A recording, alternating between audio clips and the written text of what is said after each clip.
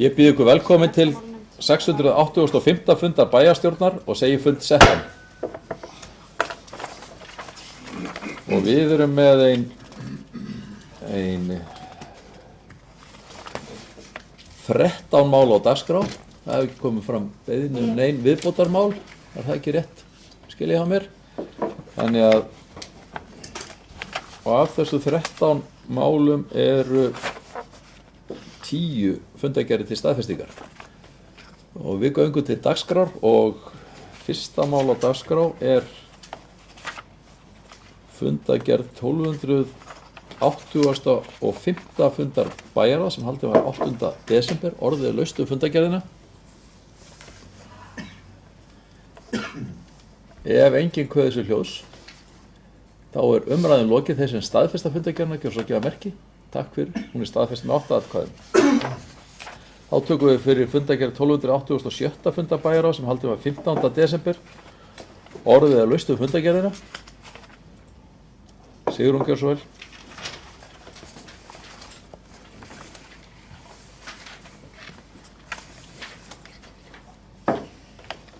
Já, ég kem fram hér undir málið númer 3, það er Helgafellsskóli. Það er verið að heimila verktakavinnu við uppsteypu á fyrsta áfanga Helgafellsskóla og mig langaði bara að spyrja hvort að hönnun á skólanum sé lokið. Við fengum að sjá teikningar sem að voru svona drög fyrir nokkrum vikum síðan, en er hönnuninni lokið? Ég er nú bara að spá í að það hlýtur eiginlega að vera fyrst að verið að leyfa uppsteypu eða hvað? Bryndís, gjörðu svo vel. Já, forseti, ég myndi gera ráð fyrir því að hönnuninni væri lokið, en eins og fram kemur í minnisblaðinu sem fylgdi þessu erindi, þá er að ræða að þetta uppsteypuútboð verði forauglýst innan EES og útboðsauglýsing verði send fjölmiðla þann 14. janúar 2017. Þannig ég ger nú líka ráð fyrir því að fólk hér á umhverfissviðinu sé svona svolítið að kaupa sér tíma. Þetta tekur allt mjög langan tíma í meðförum, en svona í ljósi þess að búið er að gera kostnaðaráætlun, þá held ég að þetta hljóti nú að liggja svona nokkurn veginn fyrir. Hvort það sé einhverju lausir endar sem að ég eftir að klára, þori ég ekki alveg að fullyrða. Ég myndi áætla að hönnunin sé að mestu lokið, henni sé lokið, en útboðsgögnin sé ekki endanlega unnin, en það er verið að vegna þeirra reglna sem gilda svona stórt útboð, að eins og Bryndís kom inn á, að þá er verið að setja þessa tilkynningu inn á Evrópska efnahagssvæðið og síðan fari gögnin formlega fram í miðjan janúar eins og Bryndís kom að. Með Sigrún, gjörðu svo vel. Og þá verður það væntanlega kynnt í bæjarráði, geri ég ráð fyrir. Og í framhaldinu öðrum nefndum eftir því sem að við á. Fleiri sem vilja ræða fundargerð bæjarráðs frá 15. desember, ef ekki, eða Bjarki, gjörðu svo vel.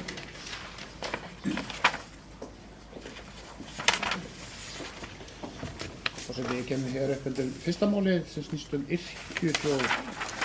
Málið var vísað, þetta var nú í fyrra á dagskrá og þá voru vísað inn á fræðslusvið og nú var það vísað inn á umhverfissvið og kemur aftur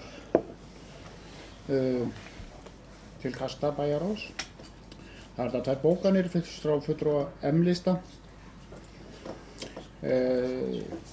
Persónulega mér finnst þetta kannski betra að bíða með bókanir þar til þetta kemur aftur frá þessari svokölluðu fagnefnd, en þetta var nú samt bókað þarna og fulltrúa DS og VAF-lista komið þá með bókun sameiginlega sem snýðist einfaldlega það að málinu verður vísað til umhverfisnefndar og þannig að tekur þann snúning og kemur svo aftur til kasta bæjarráðs. Sigrún, gjörðu svo vel.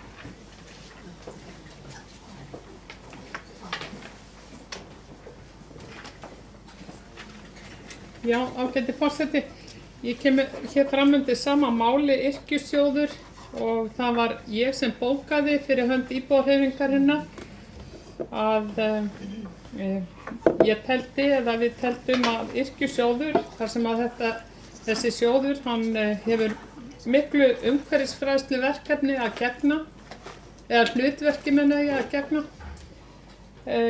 fái umbeðin styrk. Af því að það ekki hérna auðugan garð að gresja hvað umhverfisfræðslu verkefni varðar. Hér í bæ. En mér langar bara að segja það út af því sem að Bjarki sagði. Þá var það tillögu íbúahreyfingarinnar að þessu var vísað, málinu var vísað til umhverfisnefndar og hann tók fyrir eitthvað dræmt í það og taldi það jafnvel ekki hafa þjóna neinu tilgangi, en þangað ferða og þá ræðum við þetta kannski í framhaldinu. Anna Sigríður Björnsdóttir. Forseti, ég óska eftir að koma upp, ég ætla að koma upp undir með lánstölvi hérna, upp undir 7. máli. Ég ætla bara fyrst aðeins vegna þeirra umræðina sem fóru hér fram málefni Yrkjusjóðs, bara að leiðrétta að það var Samfylkingin sem komið þá til að vísa þessu máli inn í umhverfisnefnd í bæjarráði. En hvað það? Mig langar til að koma hérna upp undir 7. máli. Ef við ekki að klára umræðinu fyrsta máli, ég held að Bjarki sem já. Nú, fyrirgeðu, þá já, ég er bara, ég byrðist afsökunar að segja. Bjarki, gjörðu svo vel.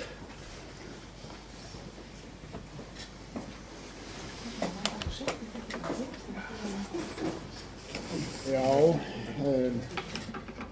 forseti, það er bara rétt sem að fulltrúi S-lista Anna Sigríður sagði hér rétt áðan að það var tillaga frá henni og bæjarráð sameinaðist það. Í þess stuttu ræðu tókst nú fulltrúi íbúahreyfingarinnar að afvega eða tvennt, ekki bara þetta, heldur líka það að ég hef tekið drækt það. Ég sagði með orðrétt að ég tæki þessu máli fagnandi. Það er alltaf spurning hvenær menn klára málin og hvenær menn senda til fagnefndar, en ég skora nú á fólk að hafa það sem sannur og reynist. Gerði þessu ræðustofn. Það er ekki snarra að segja. Gjörðu svo vel, Sigrún.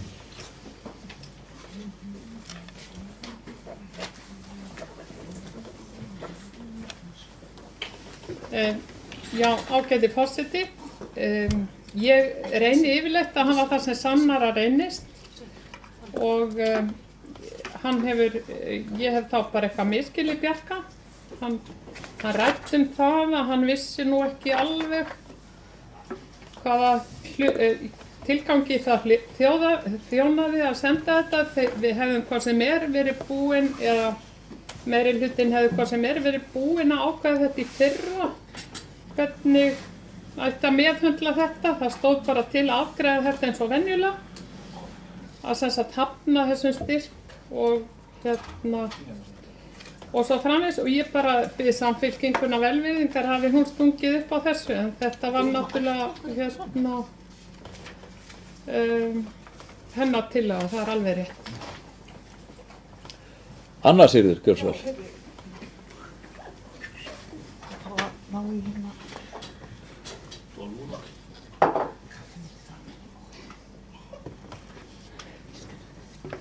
Já, forseti, þá er ég komin upp undir réttu máli, 7. máli, í þessari fundargerð bæjarráðs.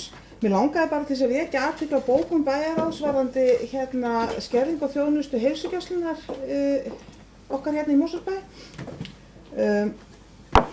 Bæjarráð sem sé sameinaðist bókun varðandi þetta mál.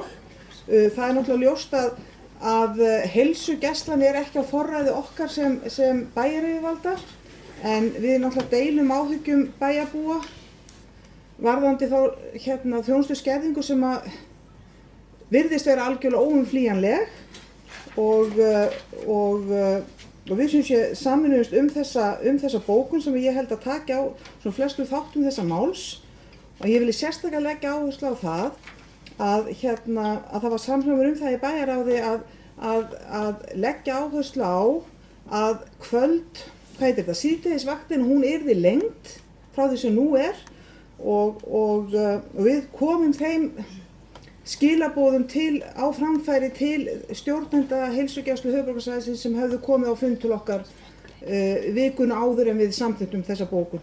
En ég vildi bara vekja athygli þeirra sem á þetta hlýða og á þessari bókun bæjarráðs. Takk.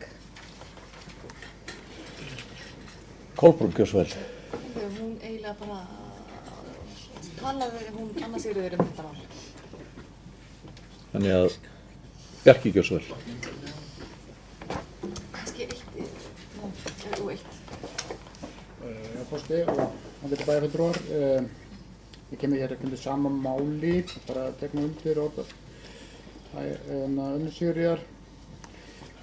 Kom nú allt fram í svona megin þættir málsins. Það náttúrulega bærinn sem slíkur ekki beinir aðilar að þessum breytingum en við hljótum að standa svona vörð hagsmuni íbúanna og það náttúrulega stefnir í þessa breytingu núna á þorranum en kannski þá rétt að árétta að standa vörð þessa svokölluðu síðdegisvakt þess að vona ályktað og ég held að það verið mjög mikilvægt.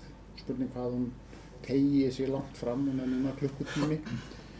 Það að segja það sem hleypt inn maður rétt en síðan spurningum hvað hægt að tegja fram á kvöldi þannig að þarfum íbúana verði sinnt hvað þetta varðar.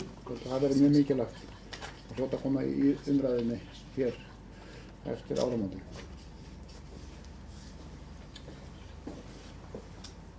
Kolbrún.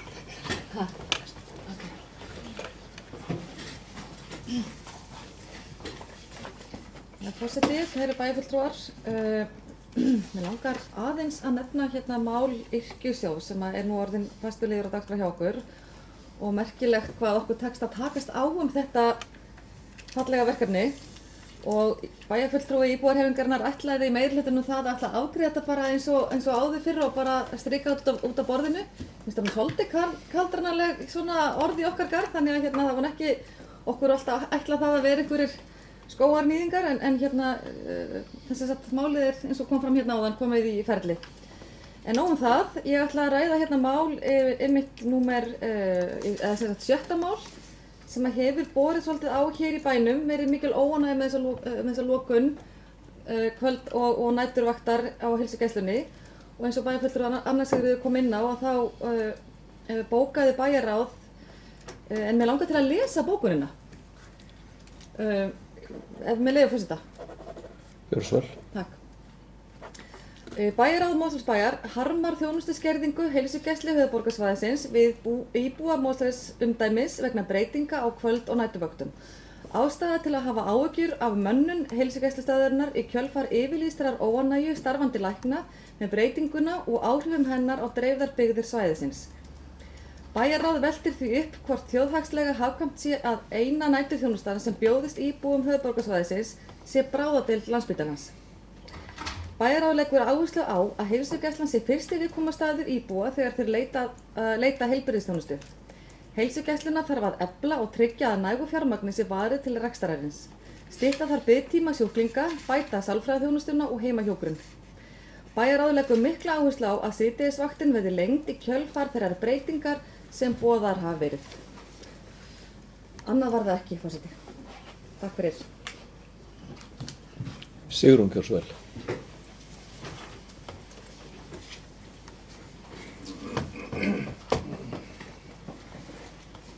Já, ágæti forseti. Mér langar aðeins að svara henni Kolbrúnu til að byrja með og bara svo að komi skýrt fram. Það ekki, skógarnýðingur, hugtakið skógarnýðingur ekki komið frá íbúarhreyfingunni, það komið frá Kolbrúnu Þorsteinsdóttur, fulltrúa Sjálfstæðisflokksins í bæjarstjórn. En Ekki lægi. Síðan það málefni heilsugæslunnar.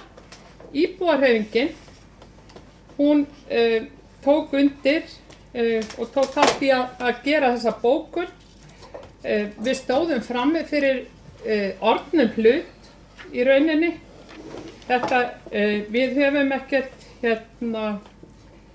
ákvörðunarvald í þessu máli. Þannig að við stóðum frammi fyrir orðnum hlut og það er bara ástæða til að koma náttúrulega þessari bókun á framfæri við rétta aðila. Það var mjög áhugaverður fundur sem að við áttum með fulltrúum heilsugæslunnar á höfuðborgarsvæðinu og hérna í Mosfellsbæ.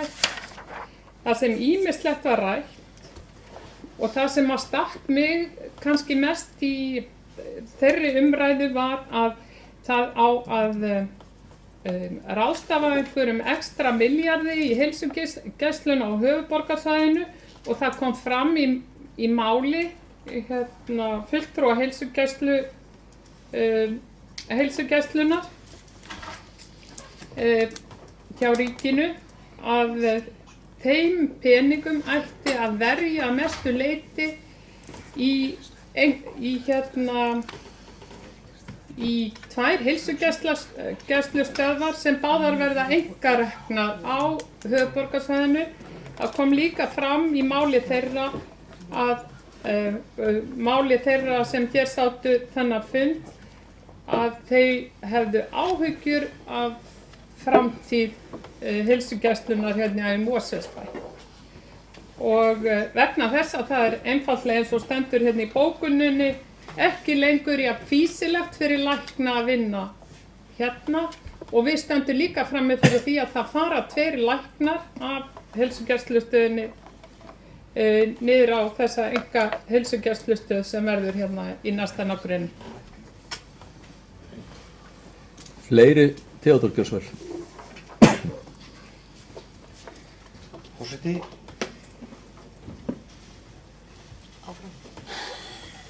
Heilsugæsluna, það var náttúrulega búið að ræða margt en það er verkefni eins og kom fram og séum það gott við séum það með það all. Og reynu þetta er verkefni ríkisins og við viljum auðvitað hafa þetta sem næst okkur. En bara aðeins kannski þetta verkefni sem við oftar á ræðum langa tíma yrkjusjóð og ég auðvitað fagna honum bara og ég held að sem hefur nú verið rekinn frá 1992 og með leyfi forseta getur verið í grípi hérna í bréf frá yrkjusjóðu sjálfum að það er sem sagt að markmið sjóðsins er að kosta trjáplöntun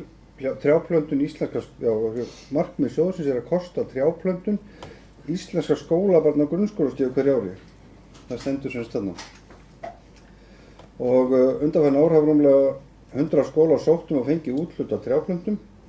Hingað til hefur verið hægt að verða af öllum umsóknum skólana og hafa með 8 til 10.000 nemendur gróðursta milli 25 til 30.000 trjáplöntur árlega. Og svo kemur starfsemi yrkjusjóðs er orðin ómissandi hluti af starfi skólana og hefur afar mikilvægt uppvextlegt gildi. Þetta er auðvitað, kann fólki að vera missvona.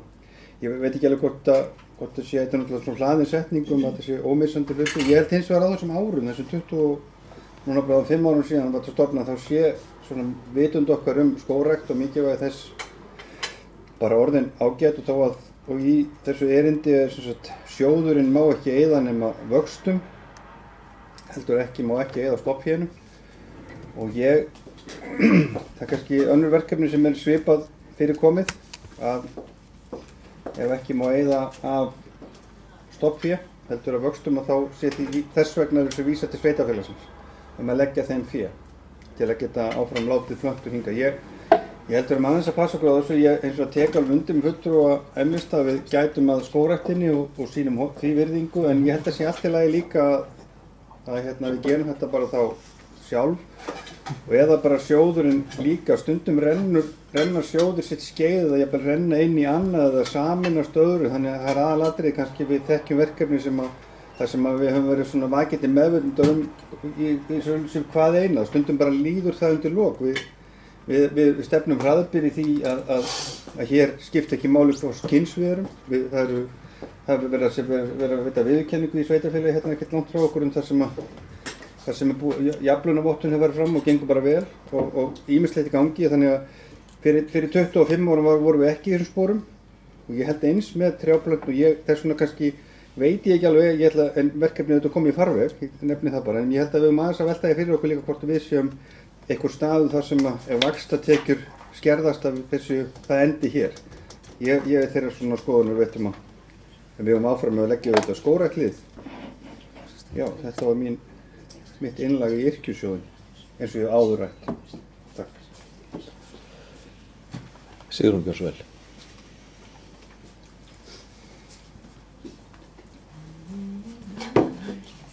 Já, ágæti forseti, mig langar aðeins að bæta við kannski það sem hann Theodór var að segja og benda á það að á þessum 25 árum sem liðin eru frá því yrkjusjóður var stofnaður, þá hefur náttúrulega mikið starf farið fram í skólunum.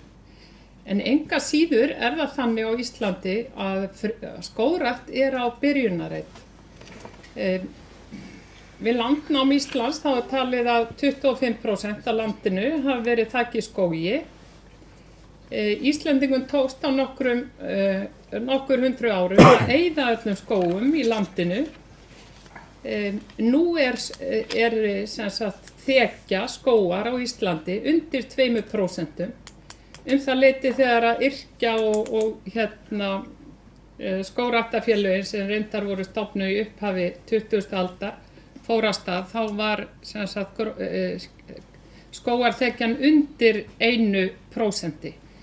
Þannig að sko það sem hefur áunnist á þessum rúmum 100 árum, það er í rauninni sem sagt innan við 1%.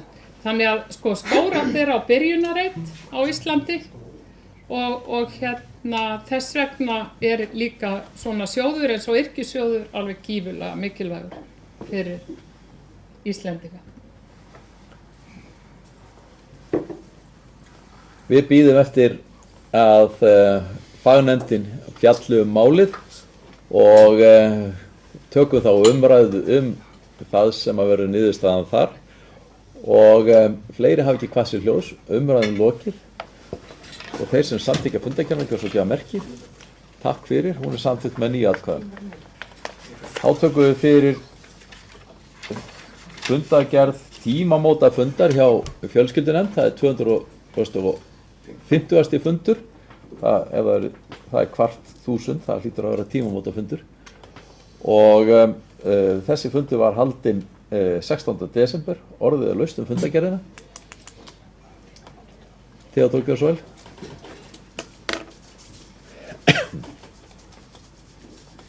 Já, forseti, það voru bara svona því að við erum að það gengið vel og við erum að endurnýja líkum lætur samning við áframhaldandi samningum bakvakti með Seltjarnarnesbæ, það gengið gríðarlega vel og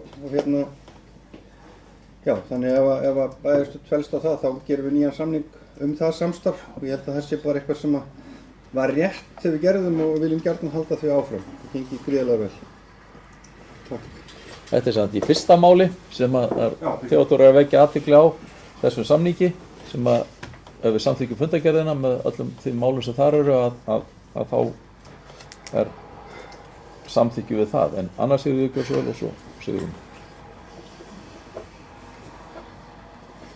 Forseti, ég ætla ekki að ræða, ég er ekki að koma upp undir neinu sérstöku máli með leyfi forseta, en ég bara tek eftir því að það eru öll málin eru samþykkt með 4 atkvæðum á þessum nefndafundi og ég bara velta fyrir bara fundartæknilegs eðlis, ég velta fyrir mér satt einhver hjá eða greit ykkur atkvæða á móti eða hvernig er færsla þessara fundargerðar háttað, því að ég reyndi og það er í öllum málum og þetta er líklega 5 manna nefnd held ég. Það vantaði eitt fundarmann, en Sigrún og Theodór skýrir þetta svo á eftir kannski. Sigrún Björnsson.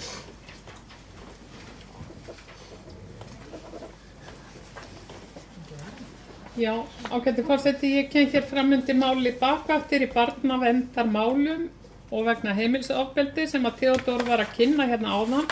Þetta er samstarfssamningur Mosfellsbæjar og Seltjarnarness.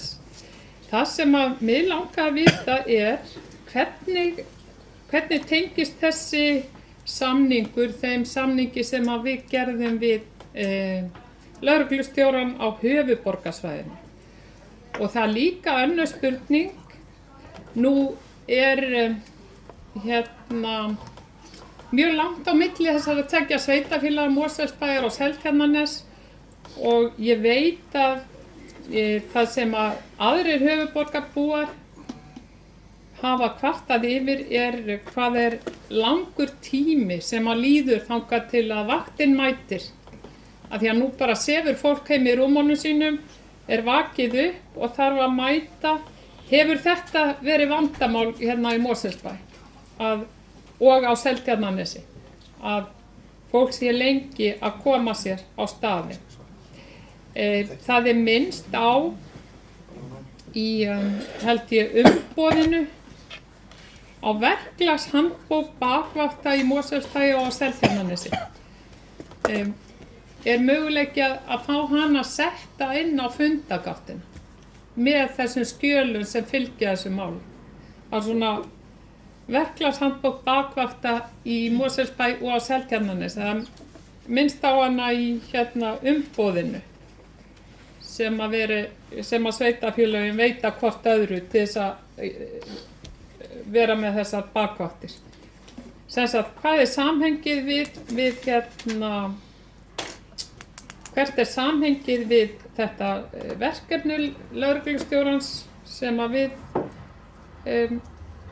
samþykktum að taka þátt í og þessara bakvakta? Erum við ekki lengur í því samstarfi eða hvað? Viltu segja þetta aftur? Það bara spurning, erum við ekki lengur í þessu samstarfi sem við upphaflega ákvaðum að taka þátt í og með lögreglustjóranum á Reykjavíkursvæðinu? Á höfuðborgarsvæðinu. Þetta sitt hvort málið held ég, en þetta sitt hvort málið. Og hvernig tengist það? Því að það líka tala heimilisofbeldi í þessu. Theodór og svo Kolbrún.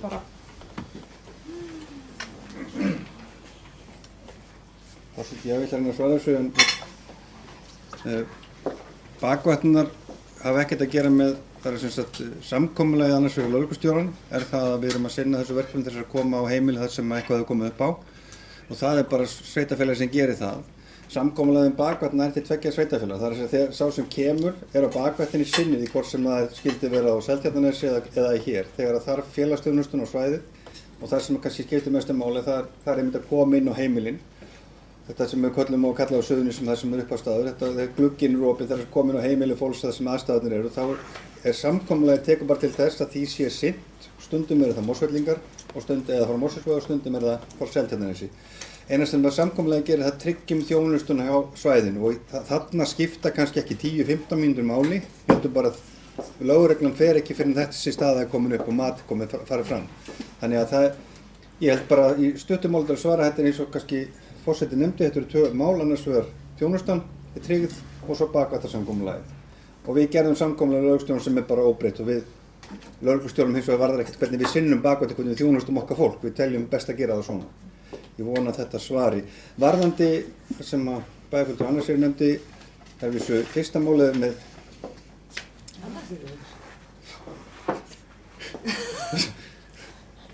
Nei, hún ekki. Já, ég átt hana núna. Já, það ekki? Jú, ég bara alltaf, því það er bara 4 alltaf, var ekki 5. Nei, það meiri séð og lest aðeins betur, þá eru 3 í fyrsta máli. Í alveg, vissi ég því? Það var bara vegna þess að sumir koma á seint, það gerist fyrir besta fólk að koma aðeins á seint. Ekkert skot. Ekkert skot. En varðandi varamann þá vantaði einn á fundun okkur. Það sést. Hvað ekki bóðaður varamaður?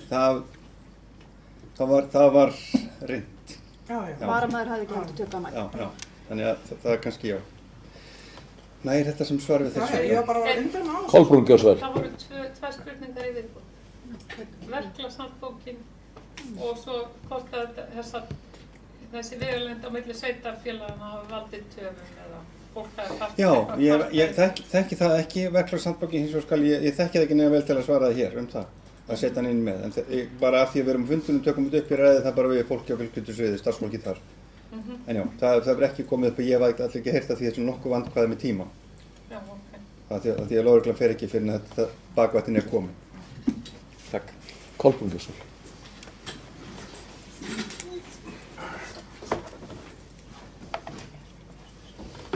Já, forseti, við erum að ræða mál númer hvað er það mál? Númer 1. Númer 1, já. Áður voru í samstarfi við Reykjavíkurborg, svo ég rifja eins upp söguna, Áður vorum við í samstarfi við Reykjavíkurborg og gengum síðan inn í þetta samstarf með lögreglunni á höfuðborgarsvæðinu varðandi þetta heimilisofbeldisverkefni með þeim að koma í veg að bregðast við heimilisofbeldi. Bakvaktirnar eru þegar það eru kallaðar til þegar það eru börn á heimilinu. Og að sé tilkynnt heimilisofbeldi er ávallt þessi vakt kölluð til. En ástæðan fyrir því að Seltjarnarnes og Mosfellsbær vinna saman það kann að svona, það vekur kannski athygli, það er náttúrulega ekki stutt á milli, en Reykjavíkurborg var svona heldur þyngri í vöfum. Þetta eru svona sveitarfélög sem eru á svipaðri stærðargráðu og við leggjum til fleiri vaktmenn, við leggjum til 4 á móti 1 frá Seltjarnarnesi og þannig rúlla vaktirnar. Ég hef ekki heyrt á öllum þessum tíma sem að við höfum gert, síðan við gerðum þennan samning að það hefur verið kvartað yfir því að taka langan tíma fyrir vaktmann að koma. En ég minnist þess sjálf þegar ég var formaður fjölskyldunefndar að það var svona, það voru hnökrar þegar að upp kom að vaktmaðurinn var staddur í Reykjavík varðandi okkar mál hér í Mosfellsbæ. Síðan við gerðum samning við Seltjarnarnes þá hafa ekki komið upp vandamál.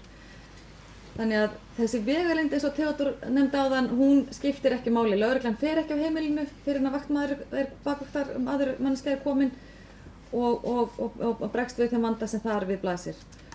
Þannig að það held ég að við séum betur sett með Seltjarnarnesi varðandi þessa bakvaktir heldur en Reykjavík eins og við vorum áður. Takk fyrir. Fleiri sem æskja þess að taka til máls? Ef ekki, þá er umræðin lokið. Þeir sem að staðfesta fundargerðina gjörðu svo gefa merki. Takk fyrir, hún er staðfest með 9 atkvæðum og þar með erum við búin að samþykkja framhalda á þessu samstarfi við Seltjarnarnesbæ. Og þá tökum við fyrir fundargerð 331. fundar fræðslunefndar sem haldinn var 14. desember, Bryndís gjörðu svo vel. Já, forseti, mér langar að taka til máls hér undir lið númer 3, PISA 2015 og mér leyfi forseti þá mér langar með að fá að lesa bókun nefndarinnar. Gjörðu svo vel.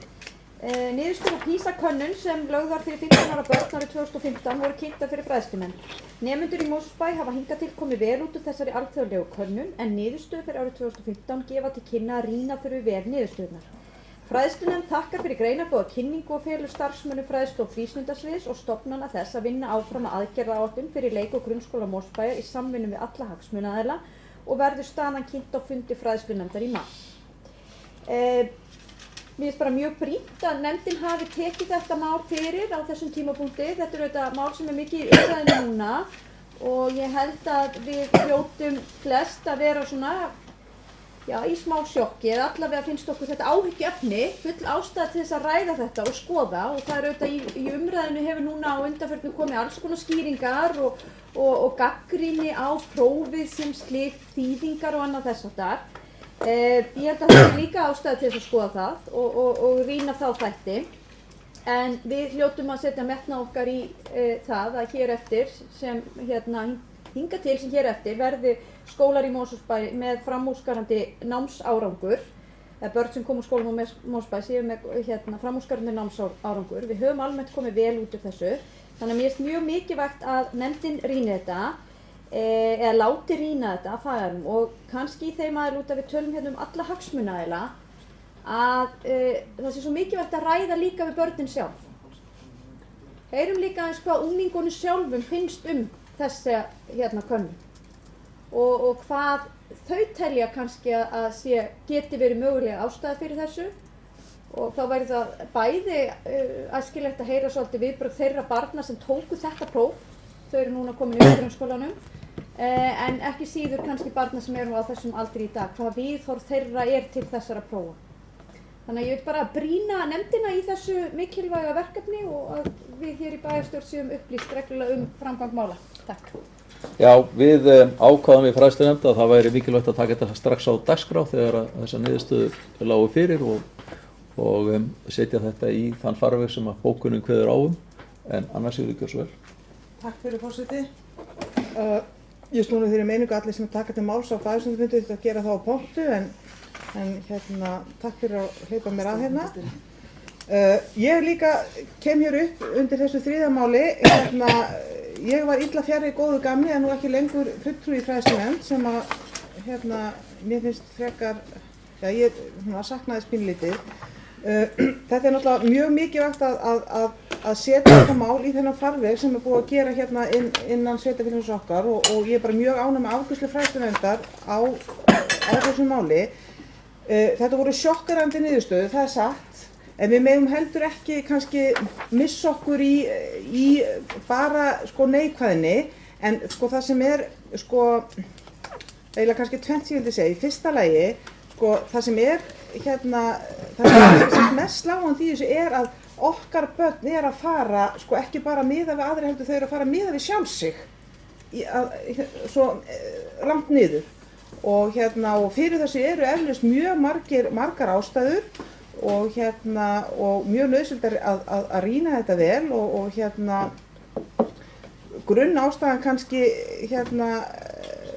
grunnástæðan kannski er að börn út í dags bara lesa ekki nógu mikið samfelldan texta til þess að ná upp þeirri færni sem börn fyrri tíma náðu vegna þess að það var bara að lesa meira.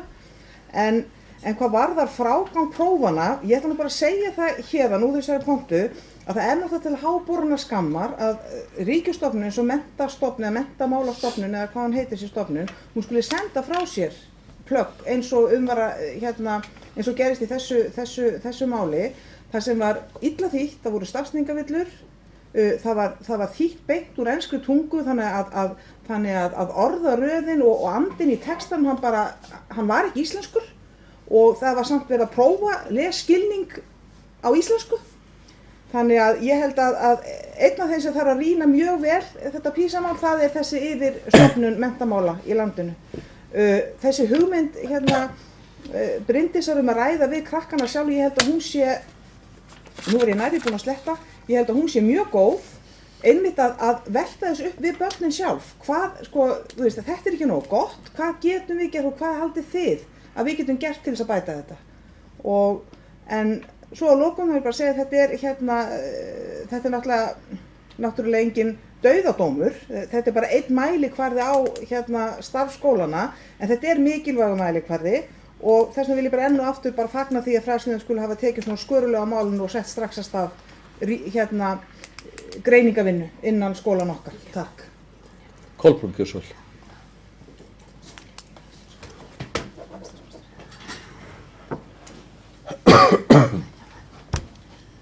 Forseti, ég vil líka koma hér undir máli númer 3 og aðeins að ræða þetta hvernig við reyndum að halda ró okkar á fræðslunefndarfundi. Eins og fram hefur komið að þá hafa nemendum okkar ávallt gengið vel og þetta er náttúrulega bara mjög leitt fyrst og fremst. Við viljum þetta koma vel út, við viljum að nemendum okkar gangi vel í skólanum. Þannig að það verður í einhver horn að líta og skoða hvað við getum gert betur, en ég vil nefna það að við fengum mjög góða kynningu frá henni Ástu Steinu, aðstoðarskólastjóra í Lágholtsskóla, fóru vel yfir málin og það sem að náttúrulega kemur fram að við höldum nú alveg sjó í raungreinum, það er mjög jákvætt. Við erum að koma bara, það eins og ég segi, kannski byrja því að nefna að þar sem að við höfum náð góðum árangri, að þá er það líka, getur það reynst erfitt og kannski erfiðara, ekki erfitt en aðeins erfiðara, að viðhalda góðum árangri heldur en að vera stöðugt að bæta sig. Skólarnir sem eru að koma vel út, þeir þurftu virkilega að taka sig á. En ég vil samt nefna það að þeir skólar eru töluvert fyrir neðan okkur ennþá, þó að þeir hafi náð góðum árangri. Auðvitað samgleðist við með þeim skólum. Þar sem að ástandið hefur kannski verið erfitt í þeim hverfum, en þar eru skólarnir að gera kraftaverk og það mega þeir eiga.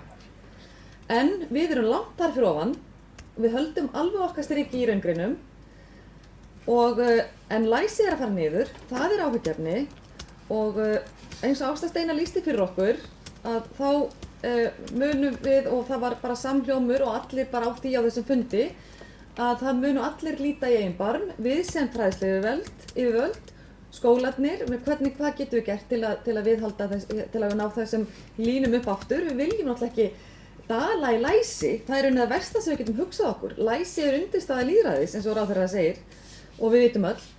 En það sem að, ég held samt sem að við förum öll í þetta að fara í að skjárinn sé slæmur og strákar eru ekki að lesa og allt þetta. Þar sem að eitt sveitafélag hérna á listanum er langefst, þá er ég alveg viss að börnin í því sveitafélagi er ekkert minna í símum og skjám en annar staðar, önnur sveitafélagum. Þannig að það er eitthvað þarna inni sem að við getum, sem ég veit ekki hvað það er sem veldur, en það sem ég get samt nefnt er að það er þegar hafið mikið lestrarátak í okkar skólum. Og ég veit að þetta er nemendur sem eru á yngri stigum núna, að þeir munu jafnvel sína okkur aðra niðurstöður þegar framleiða stundir. Þegar þeir verða komnir upp í eldri deild í 9. bekk. Og þá skiptir líka máli, eins og við hefum rætt í okkar hópi, það skiptir líka töluverðu máli hvernig prófin eru svona sett fram. Nemendur segja við fáum enga einkunn fyrir þetta, af hverju eigum við að vera að þessu og hvað skiptir þetta máli. Þetta eru löng og leiðileg próf og allt öðru en við erum verið að taka og eitthvað slíkt. En við þurfum líka að segja svolítið svona, við þurfum bara að gera börnunum algjörlega nemendum algjörlega grein fyrir því til hvers þessi próf eru. Og ég treysti því að kennarar geri það. Við þurfum svolítið að gera svolítið úr þessu, við þurfum að sýna þarna hvað í okkur býr, við ætlum að koma vel út og fá svolítið með okkur inn í keppnina líka.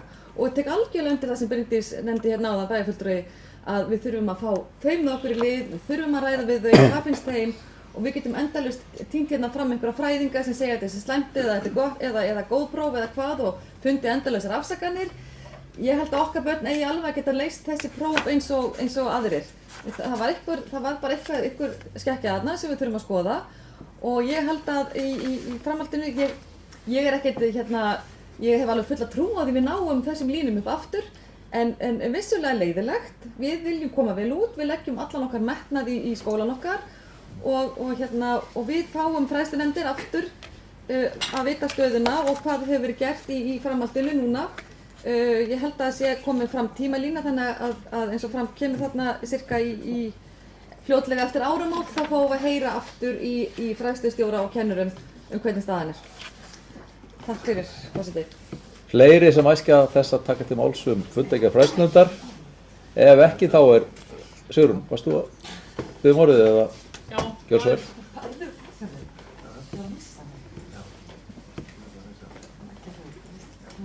Já, ágæti forseti, mig langar að koma að segja aðeins frá þessum fundi sem ég var stefnt á fræðslunefndar í þessu PISA-máli sem er mál nr. 3 og það sem mig langar að segja er að það kom fram á fundinum að börn í Mosfellsbæ eru að vinna í takt við Hveradala sáttmála og það er bara ekki og yngri börn eru að vinna í þessum málum í takt við þá stefnu sem þar er mörkuð í þessum sáttmála en þau eru bara ekki orðin nógu gömul til að taka þátt í þessu PISA-prófi. Þannig að útkoma hérna í Mosfellsbæ er kannski verri hvað læsi varðar þess vegna. Mosfellsbær er á svipuðum stað og önnur sveitarfélög. Mosfellsbær er ekki miklu betur á sig, er ekki miklu betri heldur en önnur sveitarfélög hérna á höfuðborgarsvæðinu hvað varðar stærðfræðina og náttúruvísindin, heldur svona á svipuðum slóðum og önnur sveitarfélög. En sem sagt í læsi erum við ekki að standa okkur vel en samkvæmt því sem framkom á fundinu ætti það að standa til bóta vegna þess að það er verið að vinna í þessum málum eins og framkom hérna áðan, samkvæmt þessum Hveradala sáttmála. Fleiri hafa ekki hvatt sér hljóðs, umræðum er lokið, þeir sem samþykkja fundargerðina kjósa að gefa merki. Takk fyrir, hún er samþykkt með 9 atkvæðum. Þá tökum við fyrir fundargerð 207. fundar Íþrótt- og tómstundanefndar sem haldin var 1. desember. Orðið er laust fundargerðina.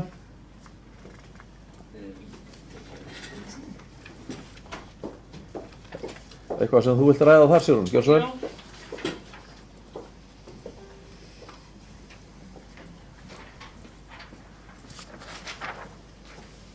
Já, ágæti forseti, það er eitt smá vegis atriði sem skiptir samt máli.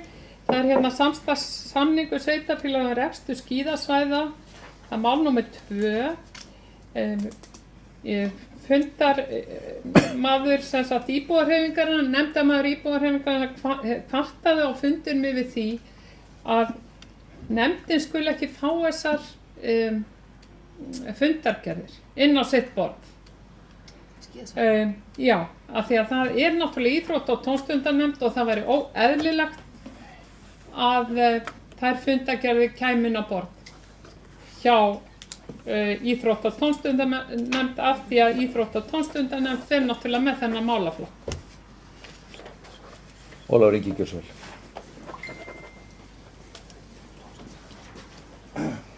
Forseti, ég sit nú í íþrótta- og tómstundanefnd. Það getur bara borið vitni það að það er fullu vilji að þessar fundargerðir muni koma í framtíðinni til íþrótta- og tómstundanefndar og það átt að sjá til þess. Kolbrún, gjör svo vel. Já, forseti, ég siti mitt í þessari stjórn skíðasvæðana og höfuðborgarsvæðinu og finnst það bara algjörlega sjálfsagt að þessi fundargerð fari fyrir íþrótta- og tómstundanefnd. Og ég veit að hann Magnús sem er framkvæmdastjóri skíðasvæðana, hann hefur verið að hitta íþrótta- og tómstundanefndir þessara sveitarfélaga sem reka þessi skíðasvæði saman og ég held að væri líka ráð að ef að fólk vill og ég hef bara, að því ég hef nú svona aðeins verið að ræða við hann um þetta og þá held ég að sé fullur vilji til að hans hálfu okkar nefndarinnar, það er að segja stjórnar skíðasvæðana að leggja það til að hann komi bara og hitti nefndina og ræða aðeins málinn og fara aðeins yfir stöðuna ef það vilji til þess. Þannig að varðandi það að fundargerðin fari fyrir nefndina finnst mér bara alveg sjálfsagt. Bryndís, gjör svo vel. Já, forseti, bara aðeins varandi þennan lið, þið sjáu það í fundargerð skipulagsnefndar hér síðar að það er lagð fyrir fundargerð svæðisskipulagsnefndar. Þetta er fyrirkomulega sem voru búin að koma á en einhverja hluta vegna hefur það bara svolítið dottið út í kerfinu. En mér finnst bara mjög eðlilegt, bæði til dæmis í því tilfelli þar sem við erum að tala um skipulagsnefnd sveitarfélagsins að hún sé upplýst hvað er að gerast í svæðisskipulagsnefnd og sama má alveg segja hér varandi íþrótta- og tómstundanefnd að bara eðlilegt að fundargerðir skíðasvæðina fari fyrir það og þá er það bara lagt fram til kynninga því nefndin hefur auðvitað getur ekki breytt neinu í ákvörðun þessarar ágætu nefndar en bara til upplýsingar þá er bara sjálfsagt að hafa þann lið inn reglulega og sjá til þess að stjórnsýslan hér setji þetta með þeim hætti inn á dagskrá en þá bara ítreka það mikilvægt auðvitað að máli fari inn sem fundargerð til kynninga. Theodór, gjör svo vel. Ég hvet til þess að framkvæmdastjórinn fari og mæti á fund nefndarinnar við fyrsta tækifæri.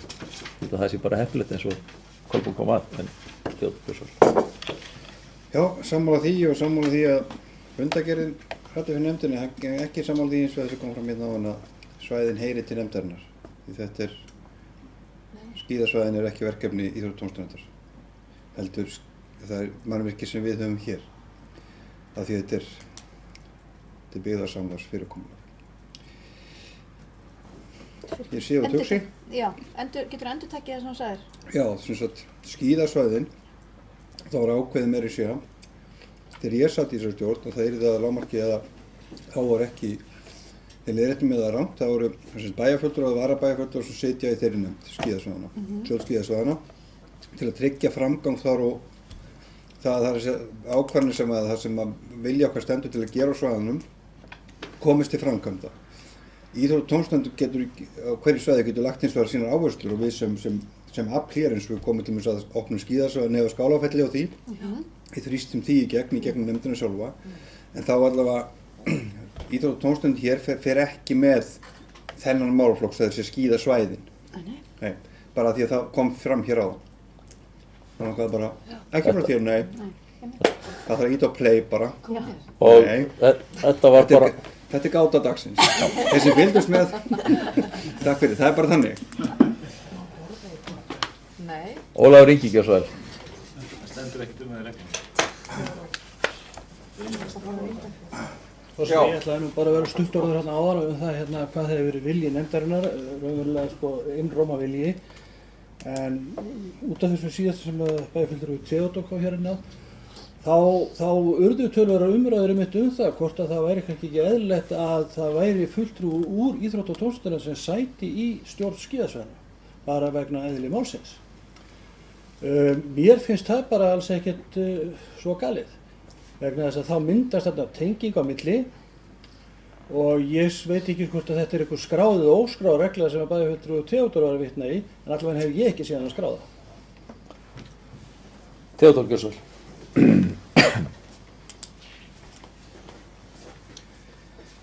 Ég skal leita henni á netinu hérna veit og eftir. Hitt er að þessi ákvörðun var tekið vegna þess að það voru hérna oft á tíðum áhugamenn skíði og skíðaiðkun sem sátu í nefndinni og voru kannski ekki ráðandi í sveitarfélögunum en hérna varðandi það hvort að og það ræðst svolítið því hvort að íþrótta- og tómstundastarf eða allavega formaður þeirra nefndar einhverju nefndinni að sitja í stjórn skíðasvæðanna kann vel að vera rétt en hann verður hafi ég ekki rangt fyrir mér að vera bæjarfulltrúi eða varabæjarfulltrúi. Þá verði það kannski eini nefndamaðurinn sem verði þá að setja það skilyrði. Ég held eins og að sko markmiðið með því að það sé bæjarfulltrúi og varabæjarfulltrúi sem siti í nefndinni sé að rinda í að því að það er stefna fyrir SSH hefur sett stefnu fyrir skíðasvæðin, hvað við að vinna, það er plan sem að fara eftir og það er í sjálfu sér ekki beint íþróttaiðkunar plan heldur uppbyggingaiðkun. Þannig að þetta er ekki í sjálfu sér íþróttanemnd í þeim skilningi, skiljiðinu. Heldur við, þetta er rekstur, þetta er ekki, við viljum skíðaiðkun, það er búið að taka þá ákvörðun. Við þurfum bara að sjá til þess að skíðasvæðin séu, þau fá fjármagn, þetta er pólitískt að ýta fé í að opna svæðin. Það er allir sammála iðkunina sjálfa. Þannig að ég kannski komin í hring en allavega nefndin á ekki að vera, það er ekki forgangsaldur það var áhuga á íþróttum eða skíðum til að setja þannig heldur það er alveg búið að ákveða það að skíðasvæðin er fyrir fólk með áhuga á skíðum og þá ýta því í gegn. Ég horf alltaf á Óla afsakið þegar ég tala, horf undrand á mig. En allavega, já, takk. Fleiri hafa ekki hvað sér hljós. Ólafur Ingi Gjörsvöld.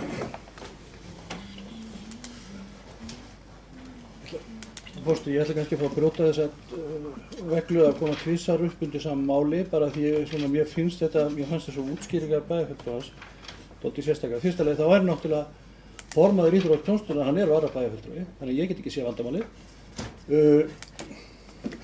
Síðan er það sko hitt að ég vissi ekki að það væri skilyrði til þess að vera íþrótta- og tómstundastarf maður þyrfti að hafa áhuga á íþróttum.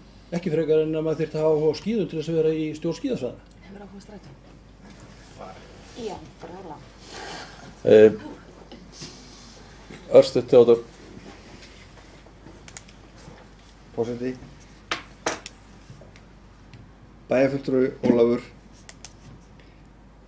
Í besta falli var þetta útúrsnúningur. Það er að segja, það er engin vanda, það er ekkert vandamál með það er búið að ákveða hver situr í nefndinni. Og það er ekkert, við vitum það að forma íþrótta- og tómstundastarf er varabæjarfulltrúi og það er ekkert vandamál þar. Skíðasvæðin taka ekkert miðendilega af því. Skilurðu mig? Það er eins og, við erum ekkert á móti því að forma íþrótta- og tómstundastarf sé í nefndinni. Það er búið að skipa í nefndina og hún er ekki íþróttanemnd. Kannski er komin hring, en þetta verður bestafællið útúrsnúningur.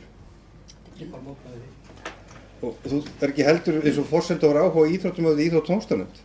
Það er allavega mjög gott. Það er gott, Ólafur. Það er gott að áhuga í það. En ákvörðun hvernig skíðasvæðin eiga að virka og stjórn skíðasvæðin er búið að ákveða SSH og það er nefndarinnar stjórn skíðasvæðin að framfylgja þeirri ákvörðun. Já, við erum, þetta er alveg svo, já, ég ætla ekki að fara, þetta er alveg hringavitleysa sko, ég skal finna hins vegar út fyrir því hvað var ákveð á sínum tíma hverjar sitt í henni. Kolbrún Gjörsvöld. Þetta er bara hindi samtökur. Og já, þá er Rúnar bara í næstur og svo.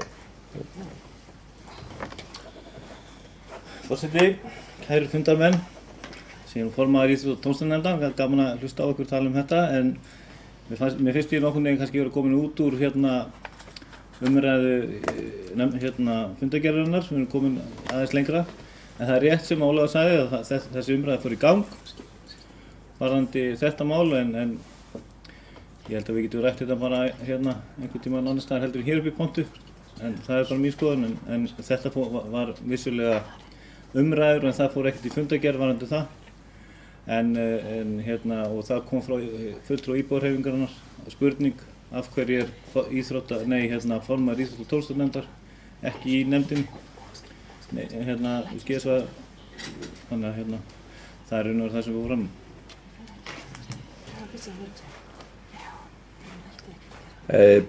Þessi umræða hefur verið rædd á vettvangi SSH og ef ég man rétt þá var óskað eftir því að þetta væri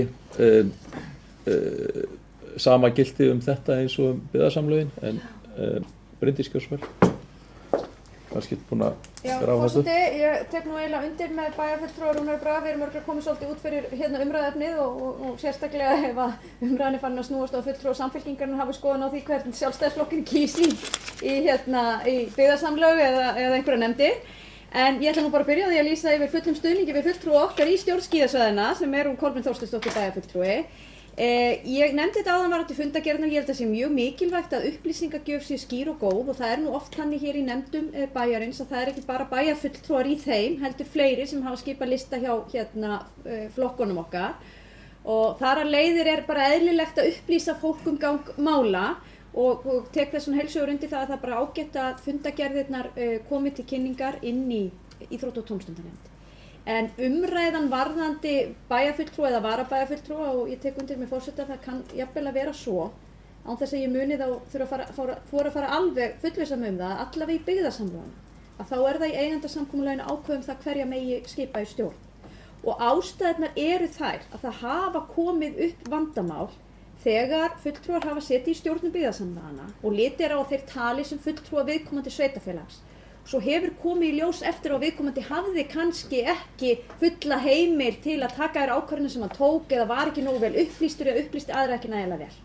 Og það er ástæðan fyrir því að þegar kemur að samstarfi sveitarfélagina að þá er rosalega mikilvægt að þeir aðilar sem eru í þeim stjórnum hafi mjög góðar tengingar og hafi örugglega, pólitískan styrk til að taka þær ákvörðunum sem þar þarf að taka. En þetta á við bara svona almennt þessi samstarfsverkefni sem er í gangi milli sveitarfélaga. Fleiri hafa ekki óskað eftir því að taka til máls og umræðinu lokið. Þeir sem að staðfesta fundargerðina kjósa og gefa merki. Takk fyrir, það er gert með 9 atkvæðum. Þá tökum við fyrir fundargerð 427. fundar skipulagsnefndar sem haldin var 7. desember. Orðið er laust þá fundargerð.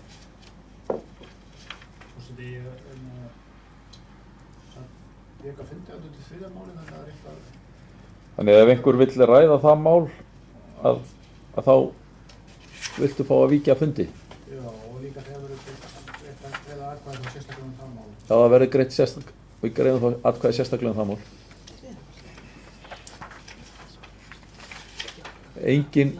Ef enginn kveður sér hljóðs, þá er komið fram ósk að það verður greitt sérstaklega. Forseti bara benda á það að afgreiðslan var nú bara afla frekar í gagna. Það er ekki afstaða Þannig að það er engin afstaða í þessu. Þannig að það ætti ekki að vera þörf á því, er það? Þannig að eru öll sáttu við það að bara bera fundargerðina upp í heild sinni í ljósi þess að það er bara verið að biðja að afla gagna, er það ekki? Ástæðulaust að sitja hjá. Þeir sem að staðfesta fundargerðina kjósa og gefa merki, takk fyrir að það er gert með 9 atkvæðum. Þá tökum við fyrir fundargerð 427. fundar skipulagsnefndar sem að haldin var 13. desember. Sigrún gjör svo vel.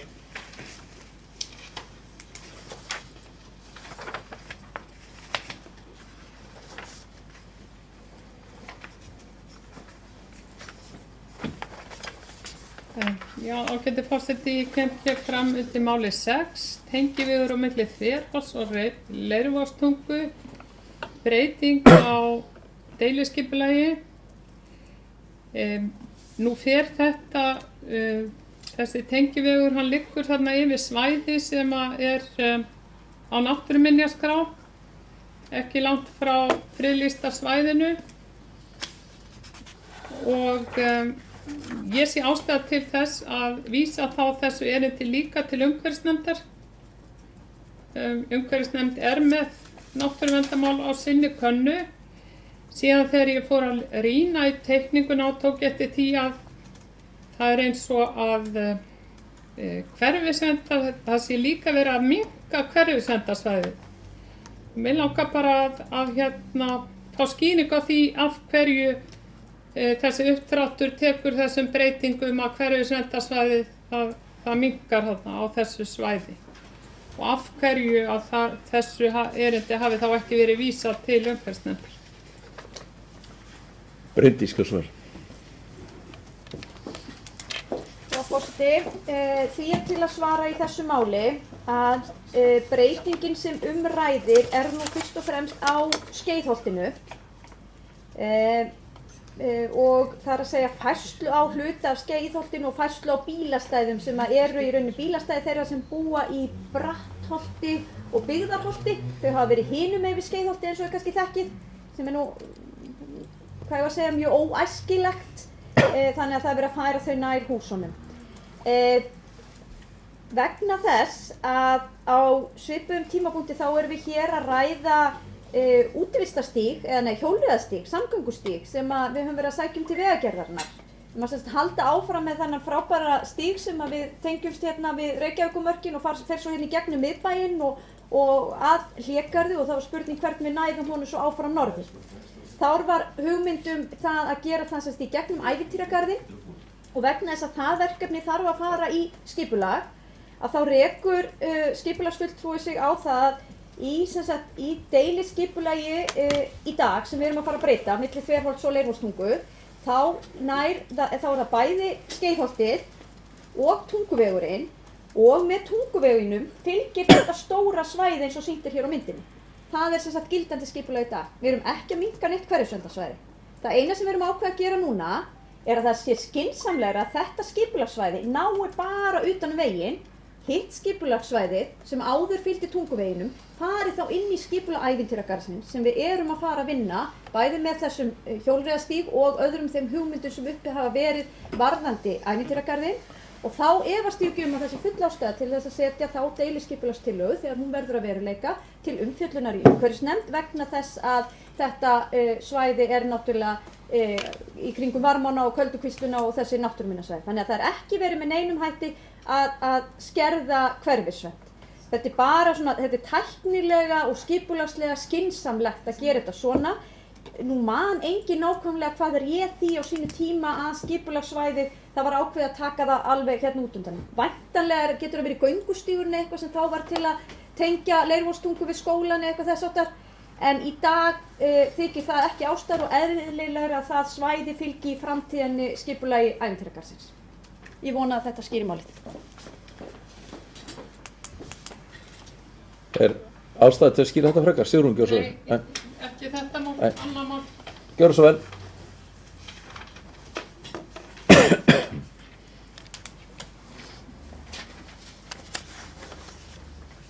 Já, ég þakka Bryndísi fyrir útskýringarnar.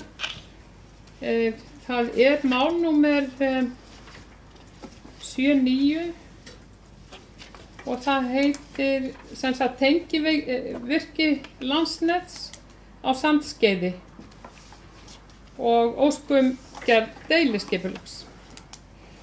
Og nú er það svo að þetta tengivirki það er á vatnsverndarsvæði og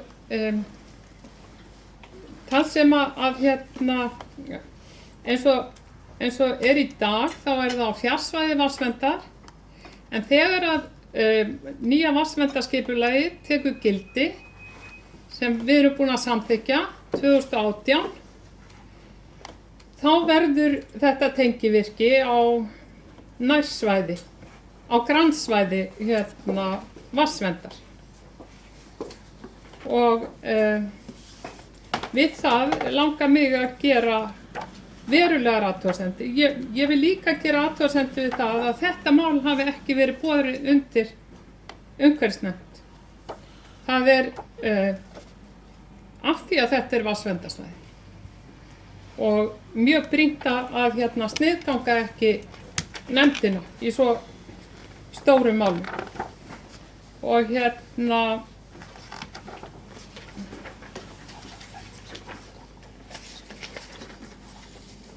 og mér langar eiginlega að byrja á því að fá svar við því sko.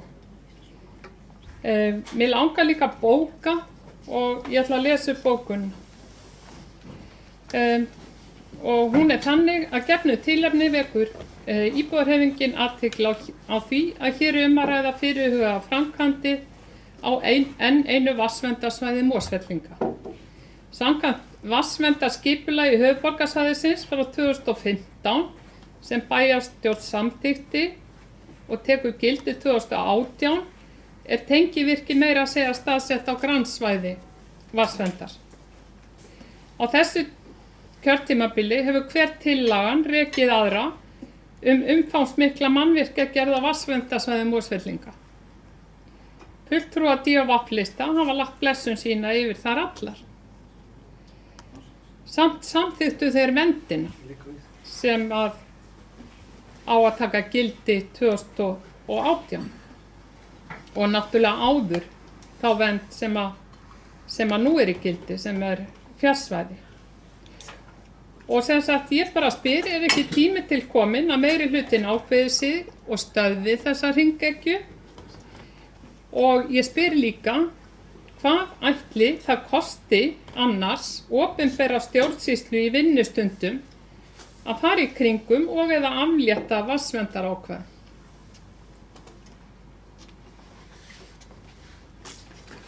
Svo mörg voru þau orð. Getum við fengið þessa bókun senda til Sigurðar? Ég held að sé rétt að við gerum kannski bara fundarhlé þar til að við höfum náða að lesa bókunna. Erum við ekki sammála það? Jú, en getur verið rosa snakkaði samt. Við hefjum þá funda 9. Bryndís, gjör svo vel. Já, forseti, ég ætla hér að bregðast við ræðu og tillögu og bókun fulltrúa íbúahreyfingarinnar varðar tengivirki og skipulags- og matslýsingu fyrir það upp í Sandskeiði. Mér langar nú að byrja á því að segja það að mér finnst fulltrúi íbúahreyfingarinnar fara hér stóran og útmá okkur hér fulltrúa meirihlutan sem einhverja andstæðinga vatnsverndar. Og mér finnst sá málflutningur bara mjög miður.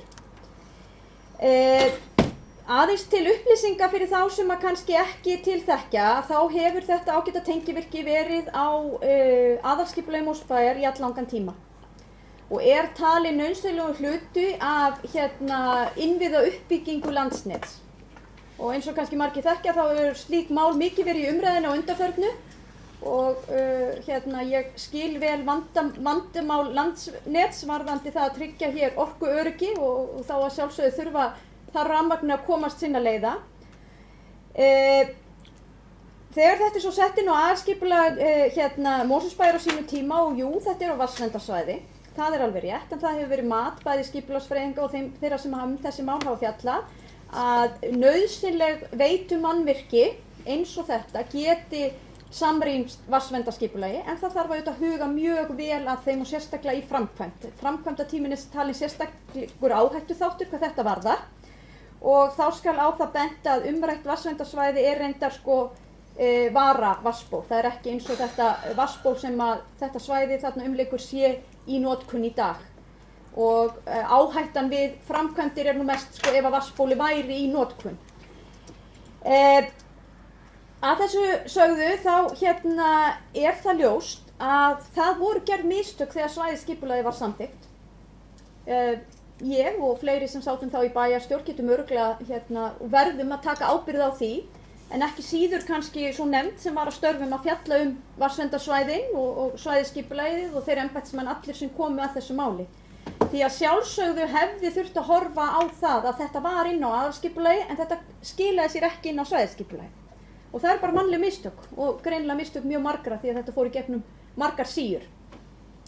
Að þessu sögðu þá hefur þetta mál líka verið töluvert rætt og svæðisskipulagsstjóri hefur farið vel yfir þetta mál, það liggur fyrir lögfræðiálit, þetta hefur verið rætt inn í svæðisskipulagsnefnd og mun vera rætt þar enn frekar. Þetta ágæta tengivirki skiptir, ef við ætlum að vera mjög sveitapúkaleg og hugsa bara hag okkar bæjar, þá skiptir þetta tengivirki okkur lítið sem engu máli. En það skiptir Landsnet og það skiptir sveitarfélögin hérna fyrir sunnan okkur mjög miklu máli. Að þetta rafmagn komist alla leið og það sé hægt að nýta þetta tengivirki eins og áætlanir Landsnet gerir ráð fyrir. Og þess vegna í anda svona samstöðu og samstarfs hérna á höfuðborgarsvæðinu þá er þetta eðlilegt að við leggjum okkur fram í þessu máli að finna á því einhverju lausn. Þannig að ég ætla bara að vísa hér því sem sagt var í ræðunni einhverja afstöðu okkar til vatnsverndar og þar sem var gefið í skyn að hún væri lítil sem engin bara heim til föðurhúsana. En við óskum eftir því að leggja fram hér bókun sem svar við bókun fulltrúa íbúahreyfingarinnar og hún hljóðar svona. Hér er að ræða mikilvæga framkvæmd á vegum Landsnets tengivirki sem verið hefur á aðalskipulagi í alllangan tíma. Nú er lögð fram skipulags- og matslýsing vegna deiliskipulags fyrir umrætt tengivirki sem er hluti af stærri framkvæmd. Víðtækt samráð hefur verið og mun verða umrætt verkefni. Nú er óskað eftir umsögn frá Skipulagsstofnun, Umhverfisstofnun, Heilbrigðiseftirliti Kjósarsvæðis, Svæðisskipulagsnefnd höfuðborgarsvæðisins og Vegagerðinni. Þegar þær umsagnir liggja fyrir er hægt að taka afstöðu næstu skref. Og ég legg því til að umrædd tillaga sem var lögð hér fram að málinu verði vísað inn í umhverfisnefnd á þessum tímapunkti verði felld.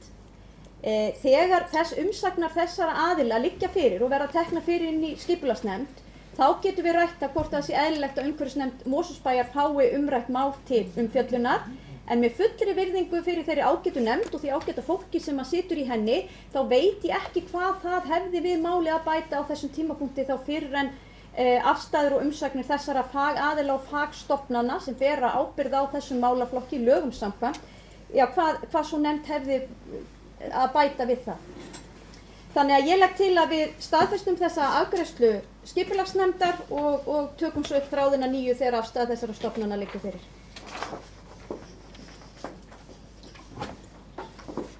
Bjarki gjör svo.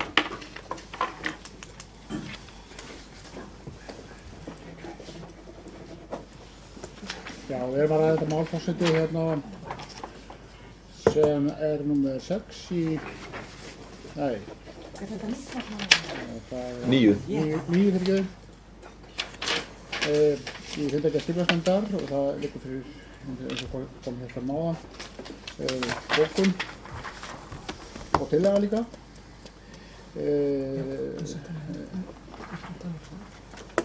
Málið er í ákveðu ferli og farvegi sem er fólkið í svokallaðri matsáætlun þar sem að ákveðnir aðilar koma að því borði. Umhverfisstofnun, Heilbrigðiseftirlit þarf að koma að þessu borði og Skipulagsstofnun. Og ég tel það ekki rétt á þessu stigi málsins að vísa þessu til umhverfisnefndar. Hvað myndi umhverfisnefnd gera við málið? Kannski þá vísa til þessar aðila. Hins vegar held ég að sé bara besta mála þegar að boltinn kemur aftur hér til okkar, þá sé hérna í bæjarkerfinu, stjórnkerfinu okkar, þá sé rækkið að upplýsa allavega umhverfisnefnd. En ég veit ekki hvort að bæjarfélagin hafi ekki vitað af þessu eða hvers vegna er að leggja þetta til sem að það er alveg rétt að umhverfisnefnd er umhverfisnefnd og umhverfisnefnd er náttúruverndarnefnd. Þetta er umhverfismál eins og næstu öll fjölmörg skipulagsmál.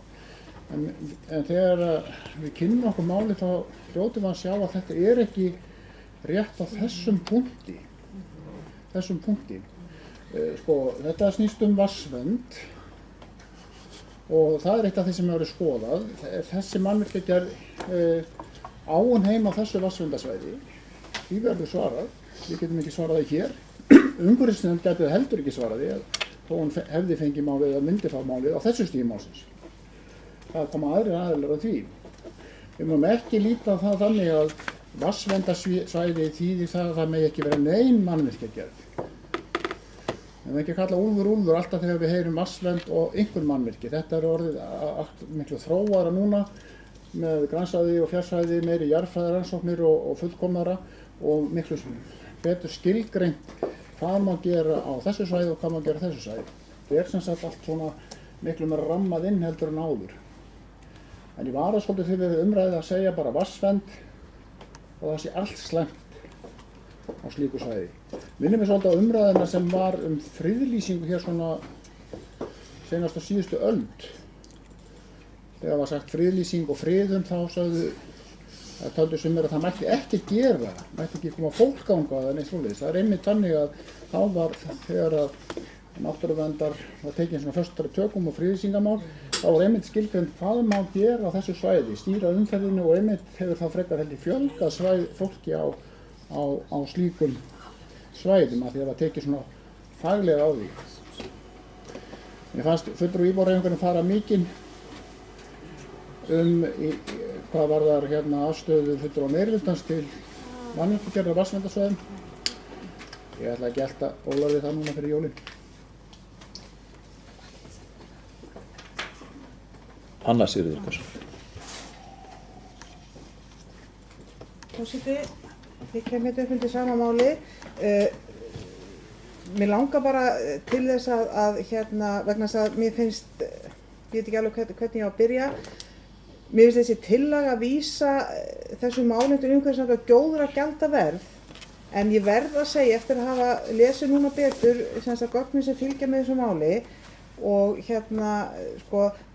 þá tel ég hana ekki tímabæra á þessum tímapunkti vegna þess að það vantar allt sem við á að éta varðandi þessa tillögu og það á að koma í umsögnum frá þessum fjölmörgu opinberu stofnunum sem á að fara að leita til og þá finnst mér eðlilegt að umhverfisnefnd fái það mál til skoðunar en akkúrat núna að leggja fram þessa tillögu og ég endurtek, mér finnst hún góður að gjaldaverð og ég skil alveg hugsunina á bak við hana, þá held ég bara að það sé ekki tímabært og ég vil bara leyfa mér að leggja til við fulltrúa íbúahreyfingarinnar að hún dragi tillöguna tilbaka á þessu stigi málsins og leyfi þessu máli að fara í þau umsagnarferli sem það er að leggja af stað í til þess að við fáum þau gögn sem við getum byggt á frekari afstöðu okkur, þannig að við byggjum afstöðun alltaf á bestu fáanlegu gögnum.